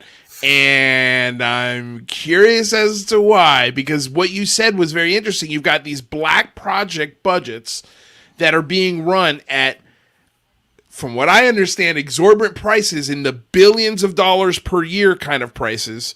And they're not having to answer to anyone because it's seeped in just layers and layers and layers and layers of corporate entities, and it's so compartmentalized across. It's essentially a laundering scheme to get to the taxpayers to fund these black projects, and we don't know what these black projects are. But it seems like it's hypothetically a laundering scheme because you don't have the accountability.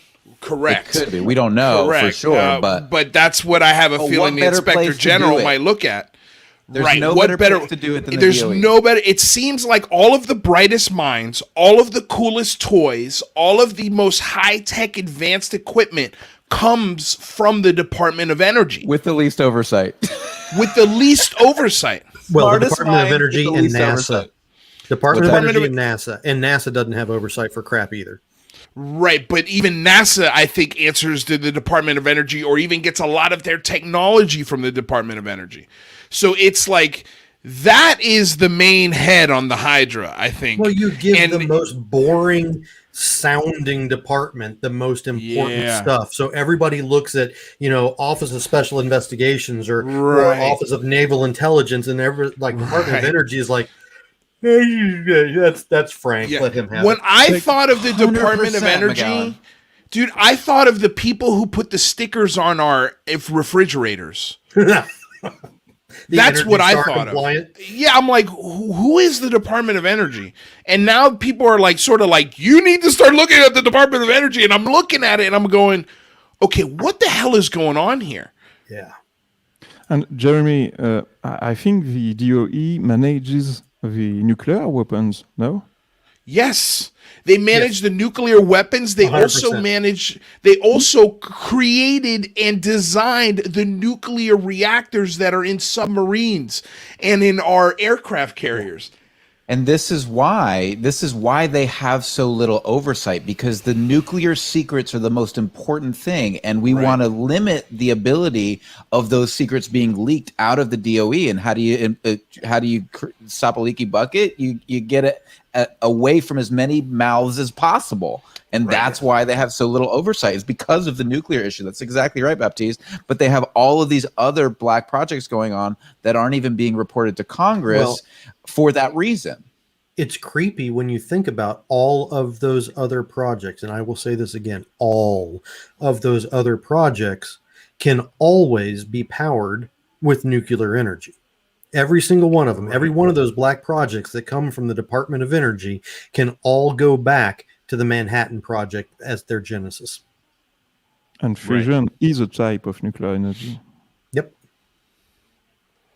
That's a very, very powerful statement. Confusion is a type of nuclear energy. Yeah, that's he awesome. said fusion. You said No, confusion. Fusion. I was like, that's deep, bro. yeah. I was like, wow, that's profound. Super chat. It's for the super chat. He said you can use hydrogen from water to fuel your fusion reactor.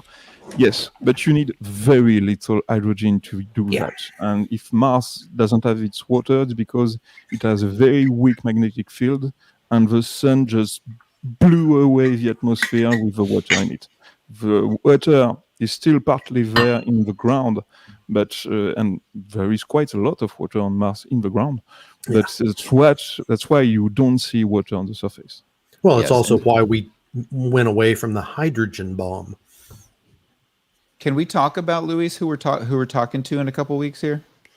Are you talking about Casey? Yeah. We already talked about him yesterday. Okay. Oh, right. Okay. So Kevin Childress, who's actually Thomas just brought him up in the chat here, has been somebody that's been in our chat and has been chatting with us, and he is retired from the DOE. He was an investigator that actually ran these audits and evaluations. He's going to be here 2 weeks from now, I believe. He's going to be. I got it on my calendar. He's going to be here on. I think it's Monday the 24th. Monday the 24th. The 24th is lining up to be a slayer of a week.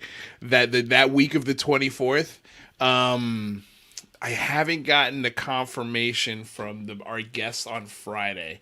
Let me just check. Friday the 28th. Okay, because I'm actually I was going to talk to you about that because I got a couple of days that I'm a little squeaky on that week. But I'm free. I'm free Wednesday, Thursday, Friday. It's just I'm out of town on the Sunday through Tuesday, but I can probably pull the show off Monday night on the 24th. Okay, well, I know for sure it may not be the 28th, but for sure we're going to be having Kevin Childress on the 24th. And then on Wednesday, we're going to have the Dragon from Secret of Skinwalker Ranch. He's going to be coming by and helping us. We pushed that to the first. Oh God! I keep always thinking because I got Dragon written on the 26th. You're right. The Dragon is the May 2nd. Okay, so maybe this isn't the most epic week, but it's still really good because that Friday we're talking to Lou Elizondo. Oh, fantastic! So he might be coming in that Friday. So it'll be you, me, and Lou, and then he's also going to come back in July sometime to do I finally nailed him down to have his dad, my dad, and the two of us sit down and have a four-way conversation about Cuba and Miami and the Bay of Pigs. It's going to be insane. It's gonna be so good. If you enjoyed the Mother's Day show, this is gonna blow it up. This will almost be like a Father's Day show. Yeah. It'll be fun. But anyway, so go. Let's go back to what Kevin was saying.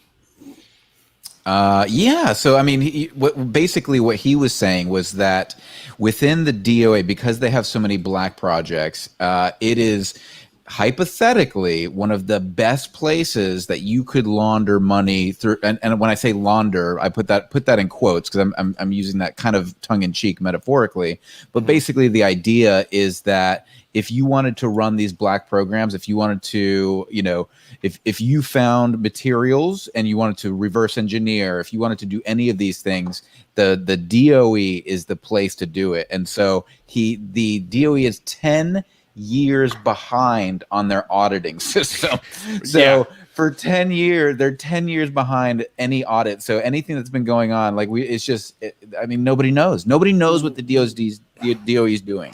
Well, did you guys see? I don't think I sent this to Baptiste, but did you guys read this document that I pulled up?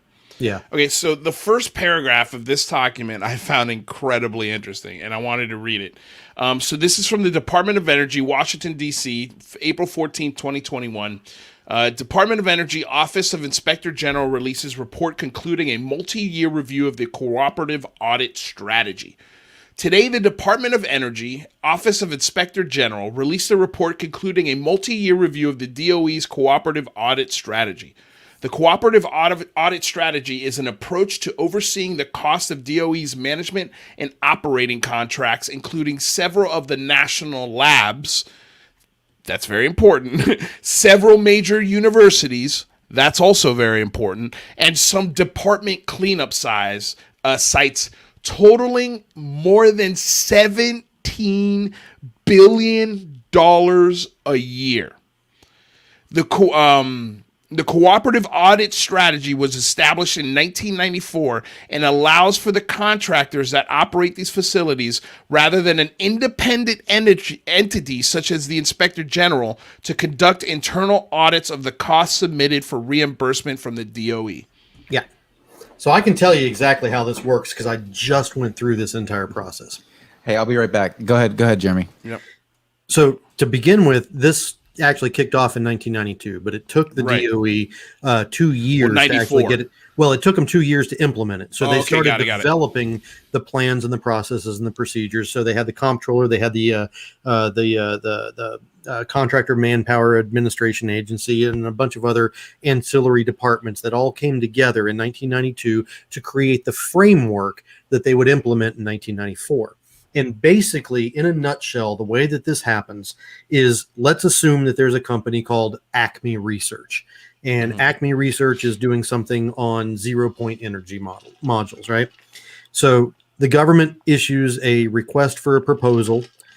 Acme Research responds to the request for proposal. And then after about a year, they get a notification that they got awarded the contract. Let's say the contract is 5 years at $100 million spread across that 5 years with another 5 option years.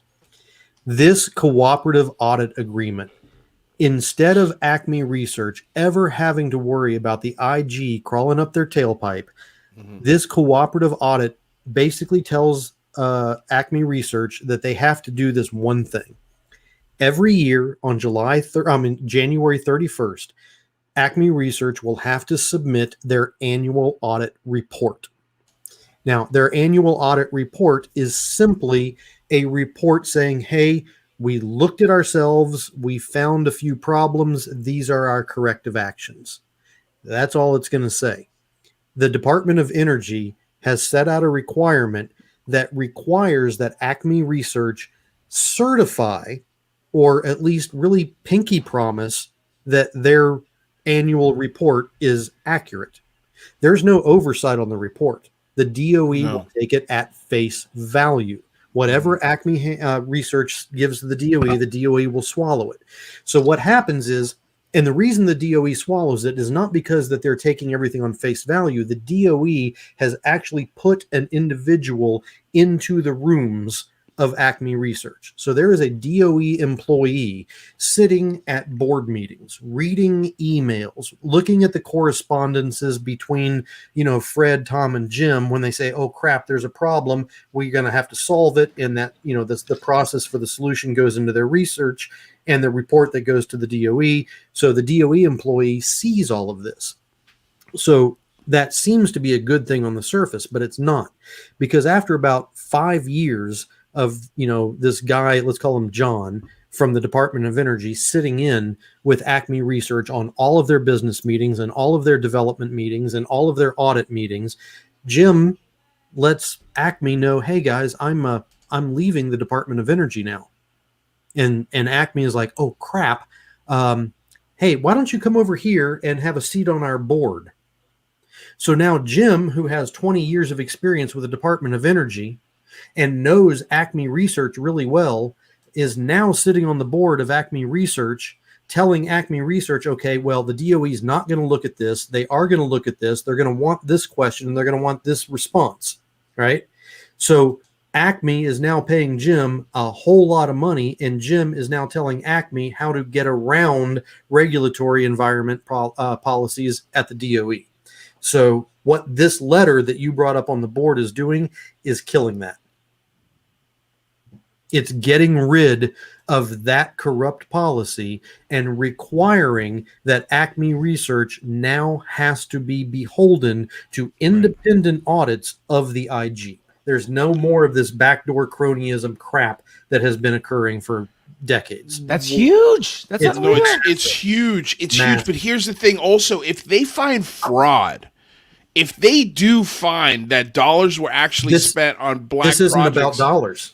But what I'm saying is that also, and Michael, maybe you wrote down what Kevin had said, but it falls under a certain clause where if these companies, the Acme is found of spending that taxpayer money on a project that wasn't approved by Congress, that they are not only obligated to pay back not only what they took, but they have to pay it back 3 times. Well, what's going to happen is if Acme Research is caught spending money that wasn't earmarked for whatever project that Acme was authorized to do, Acme got $100 million award, and they took $2 million of it, and they went out and built something like over here. They're not going to have to pay that money back because in the contract that they got from the government, there is a contract fulfillment clause. So it doesn't matter. Acme told the government, hey, we're going to build you this 0-point energy module. It's going to cost $100 million. It's going to take us 5 years to do it. The government says, okay. So now Acme has 5 years to build this 0-point energy model. It doesn't matter if Acme took the money and spent it on developing anti-gravity or levitation or whatever. At the end of the 5 years, if they don't deliver a functional 0-point energy module based on the requirements of that contract, they get penalized at that point. But it's not for how they spent the money. It's for not adhering to the terms of the contract that they got awarded. Which is exactly why it's so easy for these companies, these subcontractors, to do whatever the hell they want with the money. They can inflate. They can inflate so much of what they're telling the Congress. Well, what happens is you got, and I'm not going to use actual company names because I don't want Lewis to get sued for libel, but you've got these massive aerospace defense industry contractors, right? You've got Acme, you've got 2 other, company A and company B out there. All of these guys see the exact same request for a proposal for a new stealth fighter, right? Mm-hmm. The government comes out and says, hey, we want a request for a proposal for a 6th generation stealth fighter. So Acme and Aerospace Company A and Aerospace Company B, they're like, okay, we're going to do this. They all play golf together. So Acme talks to the other 2 companies and says, hey, we think we can do this over 10 years for $1.8 billion. But we're going to go to the government and we're going to tell the government that it's going to take us $2.5 billion to do it. I need you to back me up on this. And they're going, well, if we don't get the contract, screw you. I'm not going to help you win a contract for me. Oh, don't worry about it because I'm going to come back to you and I'm going to subcontract X, Y, and Z divisions of your company that has this technology that we can't do yet. So we're going to subcontract your paint booth to do the stealth painting, and from the other company, we're going to subcontract your microchip companies to build the chips for this. So we're all getting a piece of the pie, but when you submit your proposal, I need you to submit it at $2.78 billion, so you guys get priced out, so we know that we're the winners. And here's the side letter agreement that says that I'm going to contract the rest of your stuff. That's how this all works. Well, Majestic Q Clear says, gentlemen, don't blow the bubble. This information is old enough, but I'm surprised that people have begun to realize it anyway. There is one gentleman I'd like you to interview, Dennis Michael Miolta. Who's that? I have no idea who that is. Never heard of him. But here's the thing. This might be old for you, but this is brand new news for me. And I've never seen an inspector general be sicked on the Department of Energy because there could be a form of laundering possibly happening, or at least that's what they're going to start looking at, I think. Because like we said earlier, it's all of these special programs, the most highly classified, coolest tech in the world is all sitting within the Department of Energy.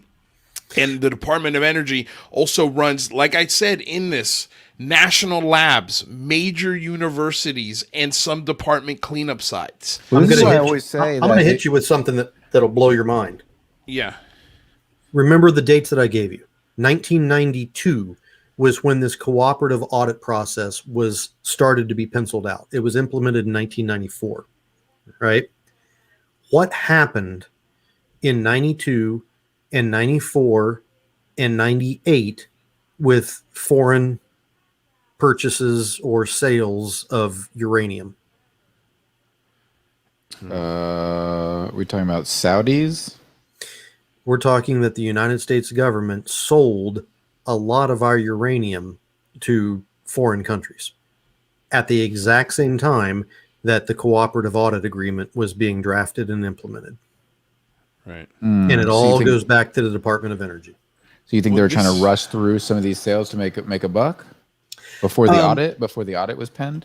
Well, the audit came through and gave a lot of these companies who have developmental offices in these foreign countries where the uranium was sold to, they gave them a lot more leeway now. So now there's a lot less oversight on these companies operating outside of the confines of the political boundaries of the United States because of the cooperative agreement. Wow. Cooperative But audit but agreement. the cooperative agreement is the reason why they have no oversight. Yes. Yeah, and because the way we were explained is it was the Department of Energy is a Michael, how was it? Like it was like 100,000 employees, and there was maybe 5,000 of them were like oversight partners from the government to make sure. Yeah, we were talking to Kevin, and we'll elaborate this when we bring him back on the show. But he was talking about how so many of these special projects that are subcontracted by through the DOE. Read Thomas Fessler's comment. They'll have thousands of employees with 100 or 200 feds on site. And so you have so many opportunities to be able to operate outside of the federal government because there's so little oversight. Thomas Fessler just said what I didn't want to say because I like life. Okay, hold on a second. Let me just read Alex's comment because he gave us $5. I agree. This is a notice to that invites Lockheed, Boeing, Raytheon, and Northrop Grumman to invest in Lockheed. That's possible. I mean, it's definitely not out of the realm of possibility. But what was the comment you guys were looking at? Thomas Fessler. This is what I was getting at with the dates of 92 and 94 and the implementation. This is what I was getting at. No, Thomas, go one more comment down from him. Okay, this one. That would be the one. All this was orchestrated. It was the ability to move our uranium outside the confines of the United States and to prevent a lot of auditing paperwork trails to come back from private companies through the Department of Energy. For what purpose? Who ordered the IG? I'm sorry? Who ordered the IG? Who ordered the IG? Ordered. So an IG, I don't know who created the IG. Without going back and looking it up, I do not know who created the Inspector General. And the Inspector General is different for the Department of Energy or the Department of Defense or whomever. But from my understanding, the IG is not a proactive organization. They are a reactive organization, and they only jump into action when there is a congressional complaint that has been received. Right. Exactly. Yeah, but again, what Mellon was talking about the DOE, again, not much oversight. yes, they do things when it comes to solar energy and things like that. But again, it's nuclear. That's the reason that they have so little oversight is to keep those leaky buckets from getting to other countries. Yeah, and it doesn't have to disclose black programs to its oversight committee, which is insane. Yeah. No, it is. Well, I can't wait to get Kevin Childress in here to really sort of break this down, because I think his perspective is going to really turn on some light bulbs for a lot of people that watch the show, because it was something that, I was like, that was for me the biggest thing that popped out of that Christopher Mellon interview was the whole discussion about the DOE. Because that was the first time I'd really ever heard that department get thrown in, and then he did it again on another interview, and then I believe Lou Elizondo then doubled down on that as well. So it was just like, wow, holy cow! Within the span of 3 interviews, there has been this all of a sudden this focus, this laser, this spotlight on the Department of Energy. And I didn't know that the Department of Energy was the guys that were making our nuclear weapons and making our nuclear reactors and it was creating actually all of these fun toys. Right. And it was actually the Atomic Energy Act that was passed that allowed the DOE to cover its black programs and not have to report for congressional oversight. Right. The history of the DOE is very interesting. You should really look into it.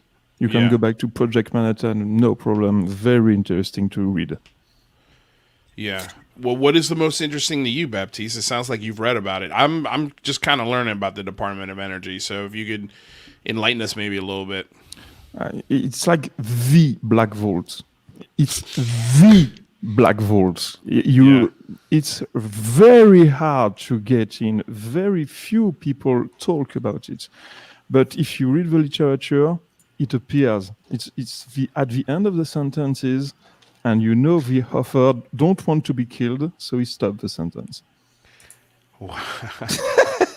No, seriously. Wow. Yeah. Seriously. Wow. Like, I feel weird talking about it, honestly. Yeah, Well, I mean, to prove a point, I'm going to have to bounce because I promised Andrew that I would jump in on his. So He's this got- is he's a got really somebody good with a Glock. segue for me. well, to, hey, well, There's a real Glock quick, off camera pointed at McGowan right now. Yeah, right.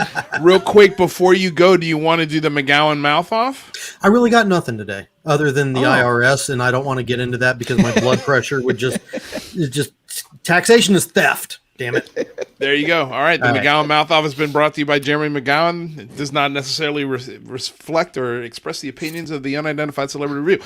With that said, thank you, Mr. Jeremy McGowan. Thank you. We'll see you soon, Baptiste, buddy. It was a pleasure. Thanks, As McGowan. always, guys. Enjoy. Yeah, Thank and you. we're gonna just to let Andrew know, we're gonna plug his show at the end of mine. So hopefully everybody will go check his out. So do me a favor, send me tweet me his YouTube link so I can put it in the description. He's got it in our private. Okay, cool, awesome. Yep. All right, man. All right, buddy. Later. Bye. Goodbye. Baptiste, before you go, is there one other thing maybe you want to share from this Mellon interview before you go?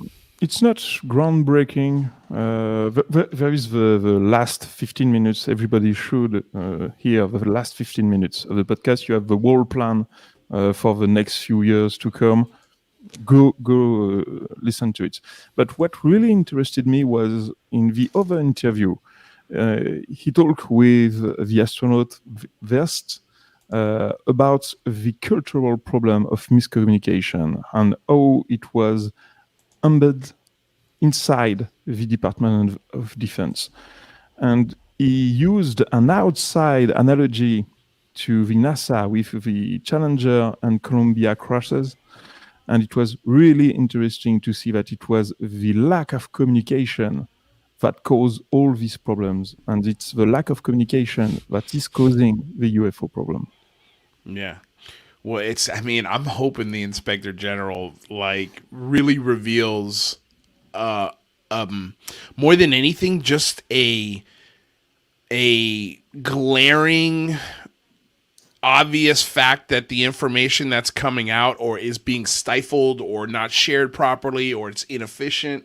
Because I think or God forbid, if they find out that there's money being spent on things that people didn't sign off on, Whoo! I think the Department of Energy, maybe, fingers crossed, might be in for a world of hurt.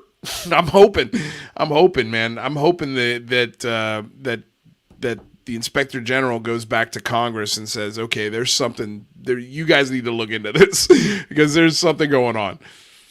If there's ever an opportunity, it's now. I mean, this is incredible. What we're seeing is unprecedented.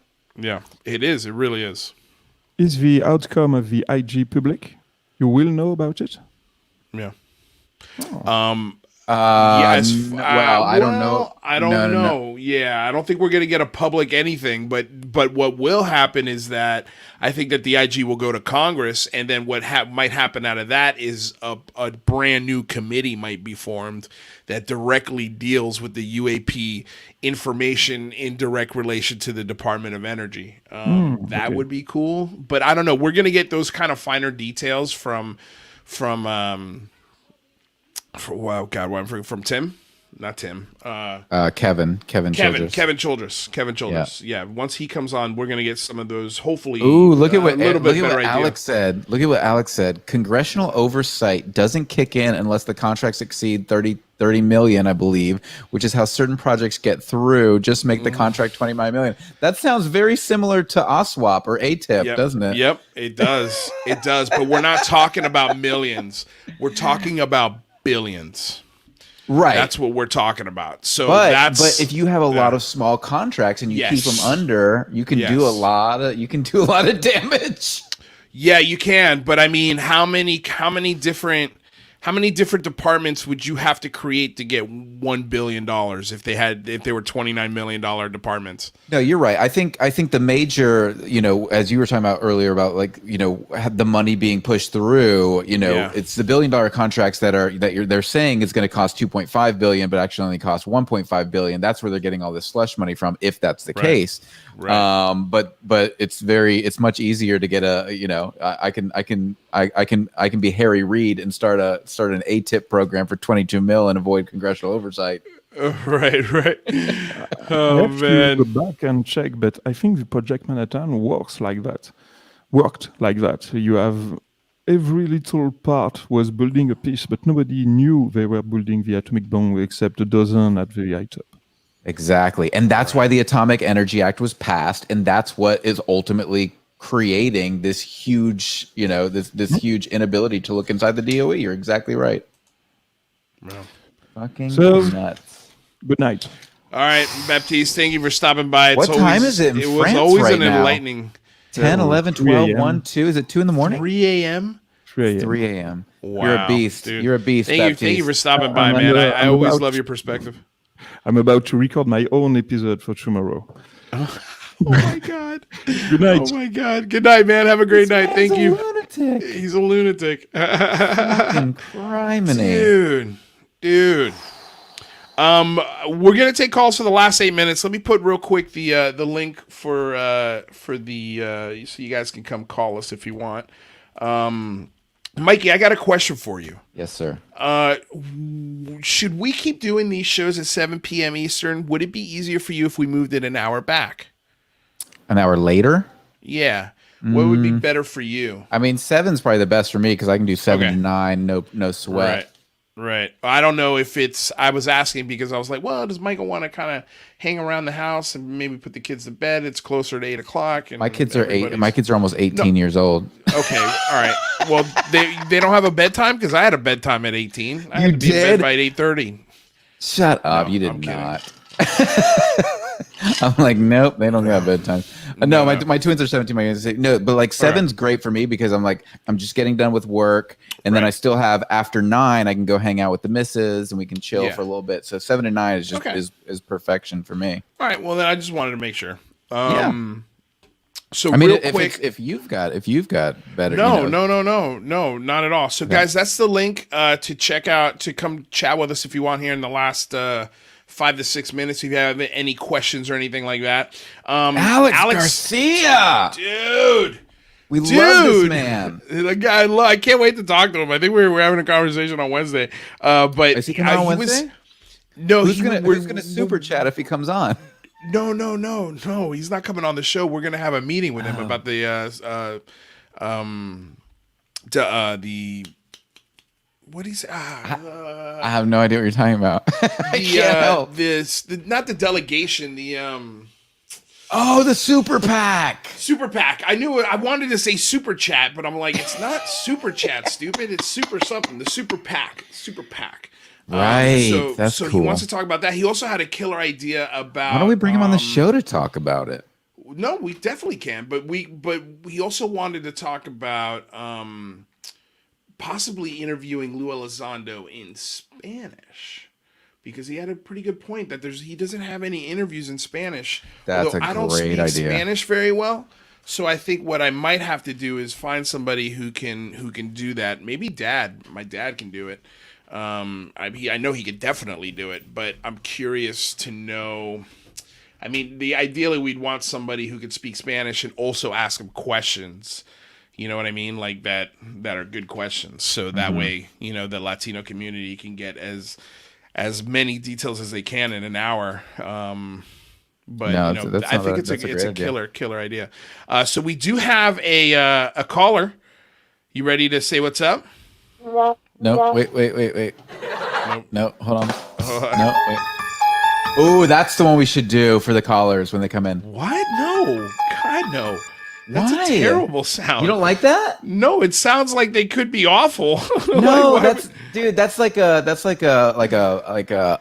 Twilight Zone sound. No, I know it's a Twilight Zone sound, but why would you give that to our guests? Because they're coming in and they're under the cover of darkness. I don't know, bro. Jesus, I thought it was cool. All right. I mean, Jesus, you don't have just an applause? I do have applause. There we go. That would be, yeah. We can just keep it simple, Michael. Fine. Just keep it simple. All right, so without further ado, let's bring on our first caller. His name's Alec. Alec, look at that young face. I know. It's been a shame. We're reaching the young ones. How you doing, buddy? Doing good. Can you guys hear me? Yeah, we can. Awesome. What brings you on the show?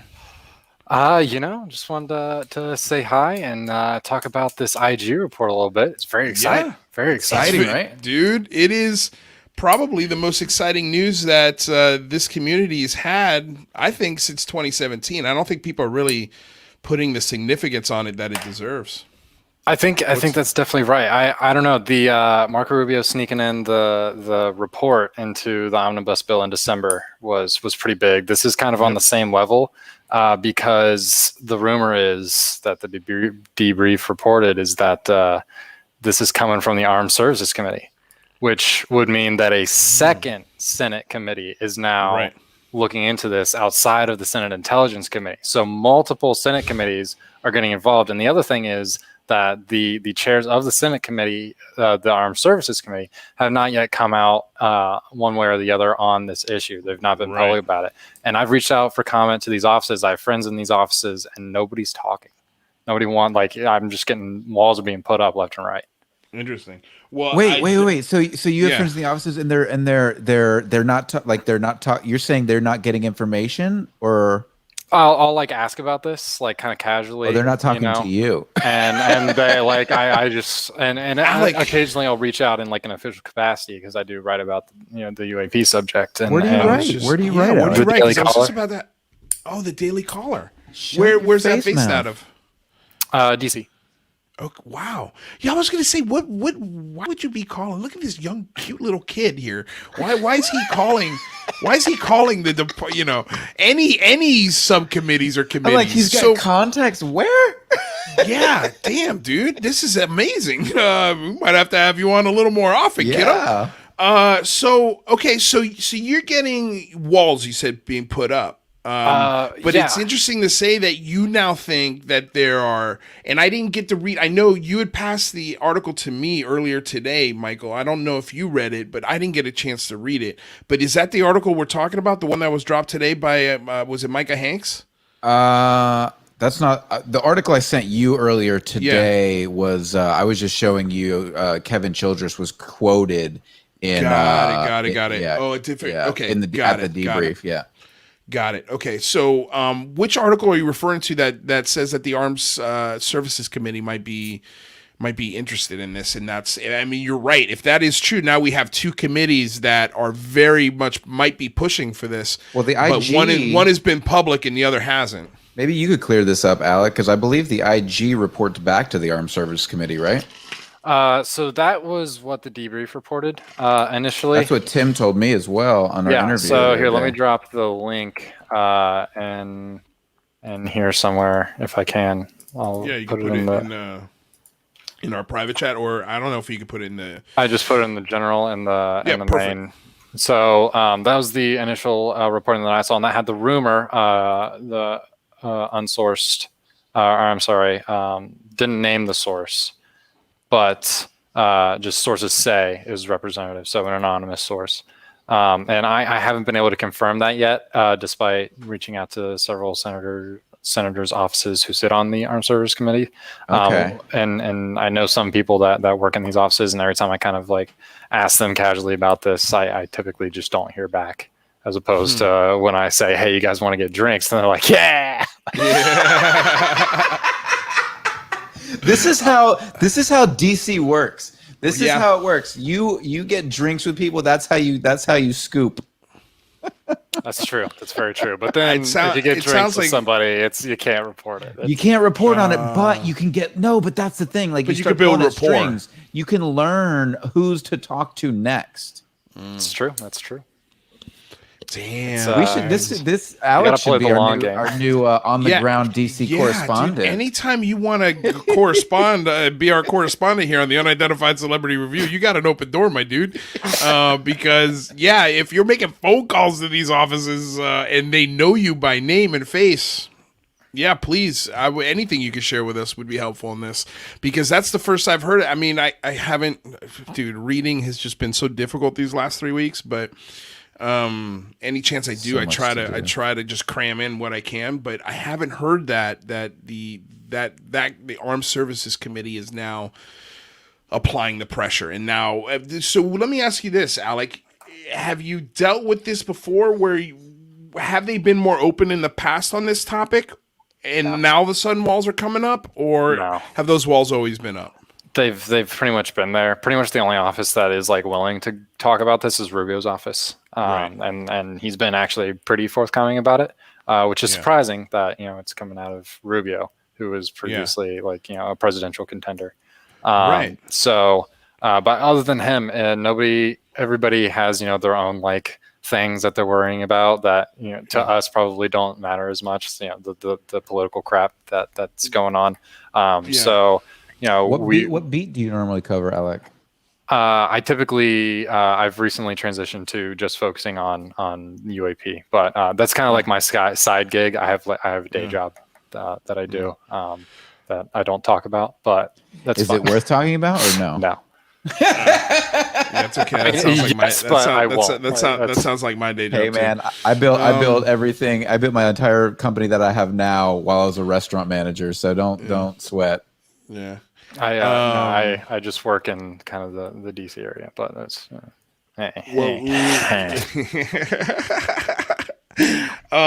let me ask you this, how easy is it? Do you think we can get Marco Rubio to come on this show? That'd be tough. You think it'd be tough? I think it could definitely happen. You'd have to schedule that out pretty far, just because when senators go on something like Fox or MSNBC or something like that, that's booked 45 minutes ahead. You do not have this, that is not something that's coming up, days in advance. So their schedules are very, very wild and hard to pin down. You want to reach out to the press secretary and make sure that you get with the scheduler. The scheduler is the most powerful person besides the actual representative that resides in that office. The scheduler controls what the member does, period. Where they go, what they do.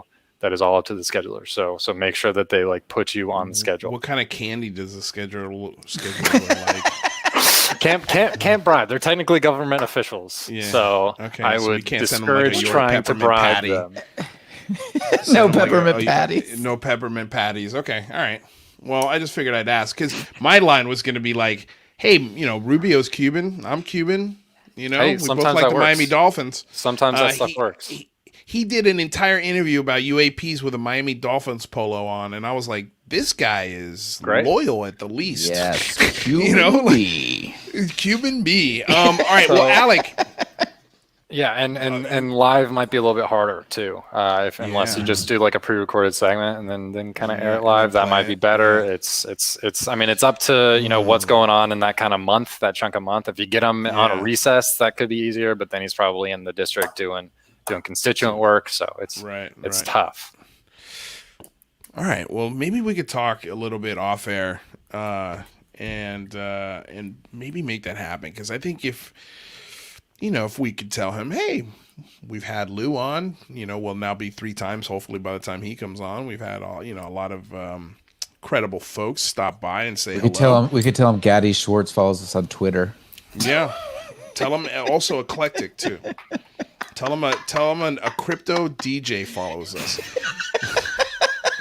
That'll get him in the door real quick. Rubio will just be like, Eclectic Method? Eclectic Method. Whoa. I've been meaning to find out. Meaning to find out about NFTs. Okay, so Alec, before you go, my dude, please tell people where they can find your writing, and I want you to reach out to me on Twitter as well. Follow me on Twitter so that way I could pump your stuff out as well, man, because I think you've impressed me very, very much in the short time you've been here. Well, thanks. Yeah, you can. I write for the Daily Caller specifically on UAP, but it's What's your Twitter handle? I do. I don't typically share it because I use it for my day job, which is not UAPs. So, bro, you gotta have at least a separate journalistic Twitter handle, bro. What the fuck? How do you promote your writing? The company account does it. Okay, well, anytime the company account tweets something out, or if you got something recent that I'm not following the Daily Caller. I'll only follow Alec. Yeah, I don't want to follow the Daily Caller, but send me the link and I'll tell people to go read it. Anytime you drop an article, because I think, look, man, you're a young guy in DC. Get on Twitter. Talking about the UAP topic. I think you're the tip of the spear, my friend. So we value you here. So anytime you have something you want to talk about, just reach out to me on Twitter and I'll bring you on the show anytime. Anytime. Sure. Michael, I think I do follow you on Twitter. I think we follow each other on Twitter. You do? We've DM'd once. Here, I'll send you so DM him again. So DM that way me again so I know who you are. I get DMs and it's so hard to know who's who. Please DM me again and be like, hey, bro, this is... Oh, wait. Are you on our Discord? Yeah. You're that Alec. Oh my God. We've talked we've talked on Clubhouse multiple times. Okay. Yes. Okay. Right on. Good. Right Face on. with name. See, yes. I know exactly who you are. This is why this format's way better than Clubhouse. Dude. Faces, man. Faces. Dude, faces and names are so much better than everything else. All right, well, dude, Alec, thank you for stopping by. Thank you for calling. Thank you for coming aboard and getting weird with us here on the Unidentified Celebrity Review. Again, open door policy for you, my little man.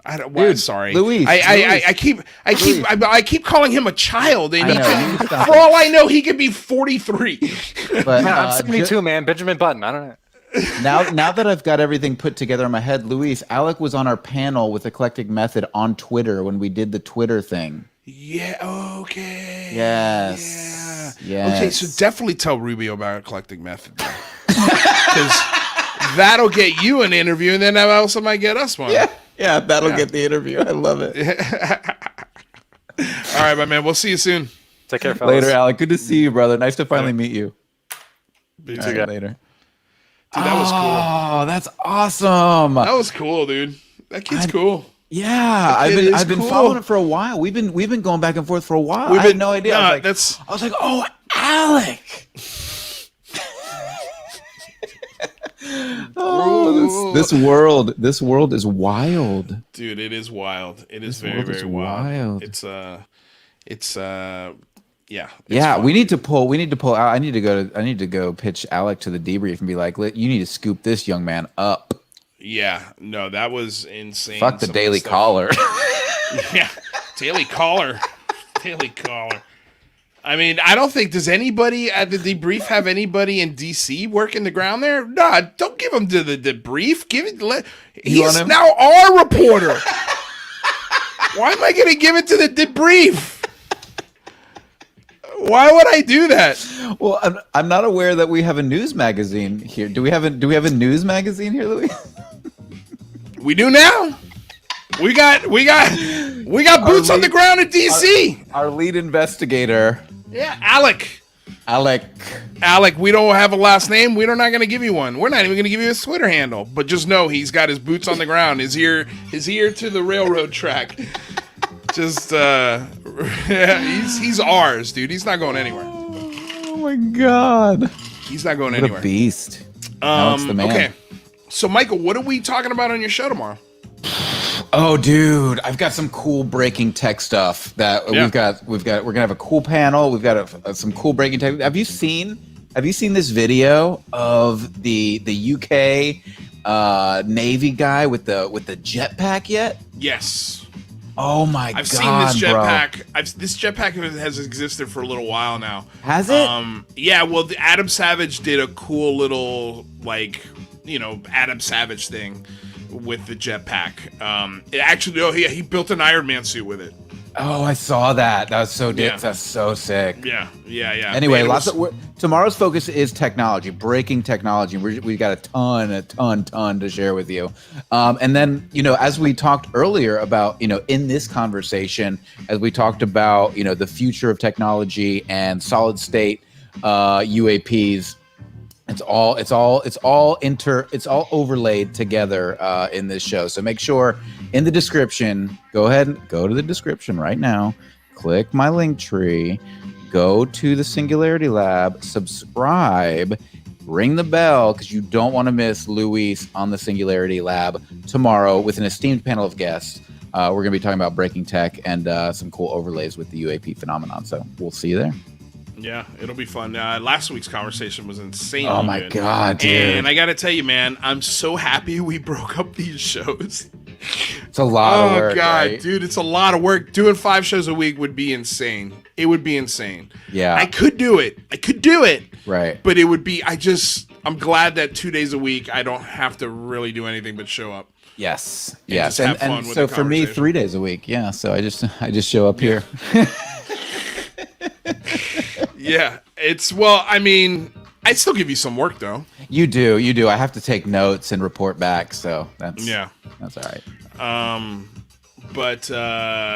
Anyway, what was that? What else was I gonna say? What else you got, Mikey? Anything? I don't think so. I would tell you. Make sure you guys check out our Discord. If you want to contribute to the show, if you want to be behind the scenes, if you want to hear the coolest gossip and the new news about our shows, and you want to collaborate or just be a fly on the wall of cool conversations, make sure you click our link trees. Go to our Discord. It's a super fun place. We got lots of great people in there.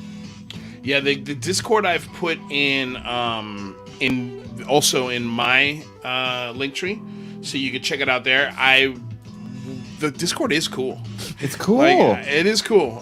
So it's a great way to connect with all of us, and we there's a bunch of different topics of conversation that you could throw in, and it's cool. I mean, there's a conspiracy corner. We've got your show, we got my show. There's tech that is fun. There's all sorts of stuff in there that is just a ton of fun. XUAP, you were in the chat. I don't know if you had a bad connection or what, but call back next time, dude. We'll get you in here. And yeah, Christina's like, Discord rocks.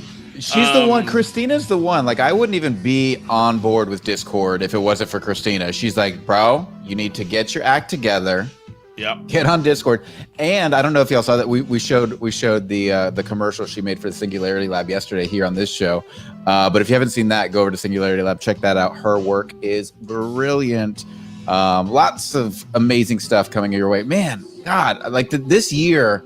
2021 between the Singularity Lab and Unidentified Celebrity Review is just going to be wild. So yeah, y'all don't want to miss shit. Dude, I'm telling you, but I mean, by the end of this month, we're gonna have Lou Elizondo. At some point, Jeremy Corbell's coming on the show. We're going to talk about the citizens hearings that he's been putting out, which you have to start watching those. Just for me, it's an incredible history lesson, I think, on what everything that we did wrong in a possible congressional hearing. I mean, it was, I think, 3 days of just like people like, Linda Moulton Howe. There was Stan Friedman, Richard Dolan was there, and they're just, basically recreating a congressional hearing with real former members of Congress. Wait, where was this? This was called the Citizens Hearing, and Corbell's like re-released it with new footage and different angles and and a higher quality. But I mean, dude, it's every single part of it's an hour and a half. It's like you're talking. This is in total. This is probably like 8 or 9 hours worth of content, and I've only gotten through the first half of the first episode, and I'm already like, good Lord, this. Is cool. Have you told me about this before? I didn't even know about this. No, I think this is the first time we've talked about it. If somebody could pop that, if you're in Discord right now, could you just pop a link in Discord so people can find just it? look up Corbell. I mean, Corbell's pushing it right now because he's basically re-releasing it to the public for free. There's no charge, and you can go back and watch what it would be like between a congressman and somebody explaining to that congressman what's going on. And I see a lot of glaring mistakes, like just things that I don't think we'd be able to do and go back to. I see what they were trying to do, but the problem was it's a lot of information that is coming from, say, Stan Friedman. He's talking for half hour, 40 minutes straight, and they're looking at him like, 90% of that information is just kind of going right past them. And there was most of the congressmen in there were very cordial and even didn't really even follow the rules of what a real congressional hearing would look like. They would let them go past their time and stuff like that. There was only one lady on that panel that was like, reclaiming my time, shut up. Like, and it was like, wow, that's what it would be like though. Yeah. And it was an important moment. And I was like, dude, I think if I would like to have a discussion with Corbell, and I can't remember who else helped him release that footage. I want to get their thoughts on what they would do differently if we had this opportunity in front of real Congress. Right. Would there be different things we would do? And I think it would be a very, very cool conversation. So that's something that's coming. We've got I mean, dude, the guests that are piling up are insane.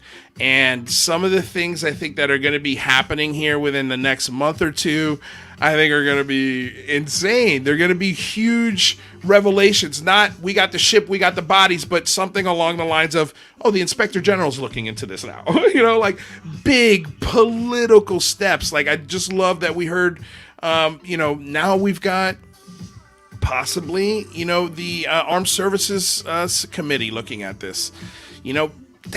This is what I was talking about. The political winds are changing. This is 1996 in that medical marijuana discussion. Like we're getting there. You can see it. So it's exciting. We are, and we're here at UCR. We're here at UCR 3 days a week talking about this stuff. Sometimes at the Singularity 2 days a week. You guys make sure and also again, Cristina, she's got a new show coming out.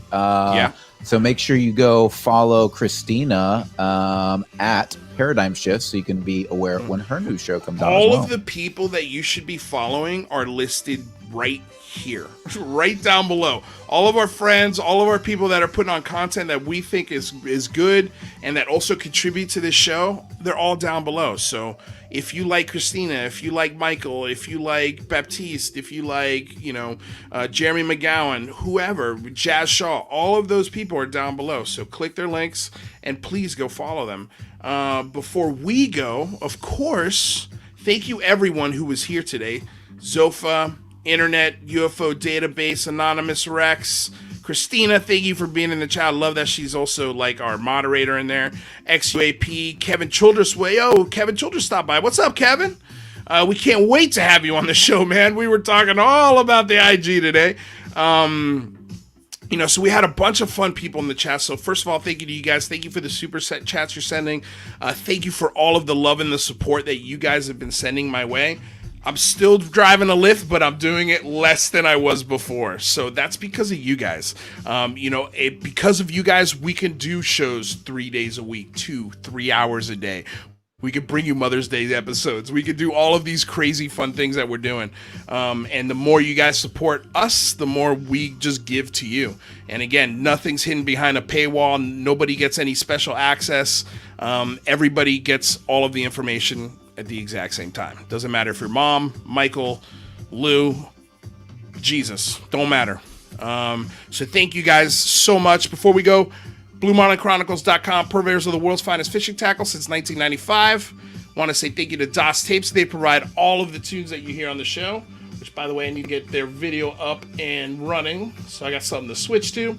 And yeah, with all of that said, thank you guys so much for coming aboard and getting weird with me here on another episode of the Unidentified Celebrity Review, your home for credible news, reviews, and commentary on everything UAPs and UFOs. That is Michael Mataluni.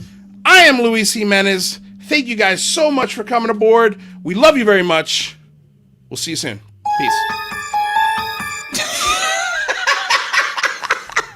I hate you. I hate you. Oh, dude. That was funny.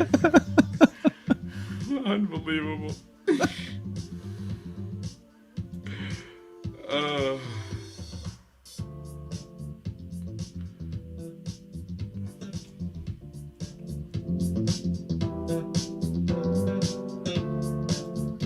Oh, hey, by the way, guys. By the way, I almost forgot.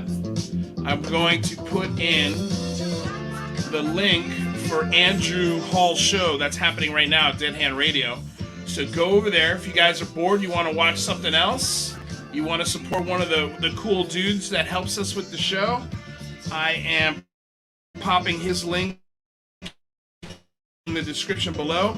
Jeremy McGowan is also doing that show right now, so go check him out. Give him some love. Hit his thumbs up button. Share the show. Ask him some questions. I'm gonna go pop over there in the chat as well, so I can show him some love and get Andrew's channel as much love and help as he can, because he's such a nice guy, and the show he does is really, really cool. So go check out his stuff. Again, I put his link in the chat, in the live chat. So go check him out. Also, the Dead Hand Radio link is below. So either way, thanks, guys.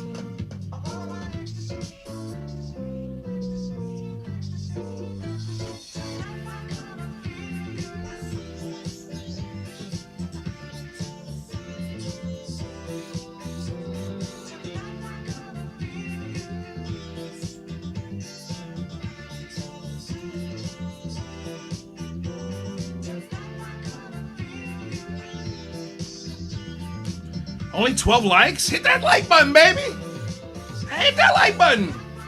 How many like? No, we got 35 likes. Nobody ain't got no 12 likes.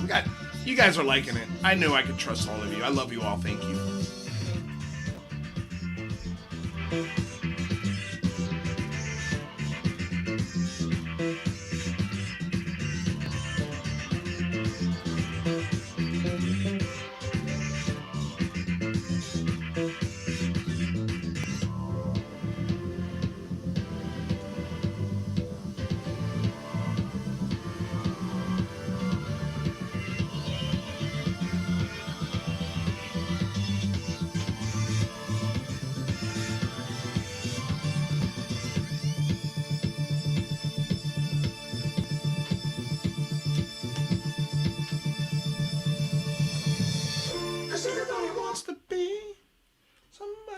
What happened? What happened? No. Why? Why is there no sound? What happened?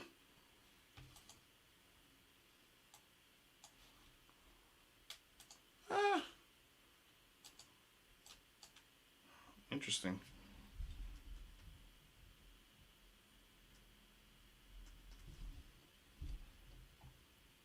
Let's see. See if I can get you guys some sound again. I don't know what happened. Something's going kooky with my sound, you guys. I have no idea what it is.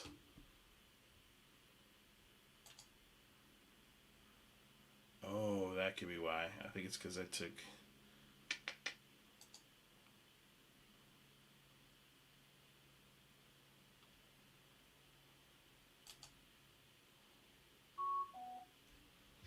There we go.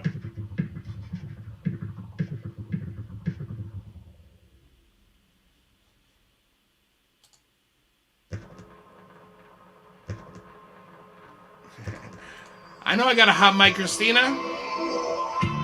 I know, girl. I know I got that hot mic, girl. So I can play my music. But then my music shut off when I unplugged my AirPod.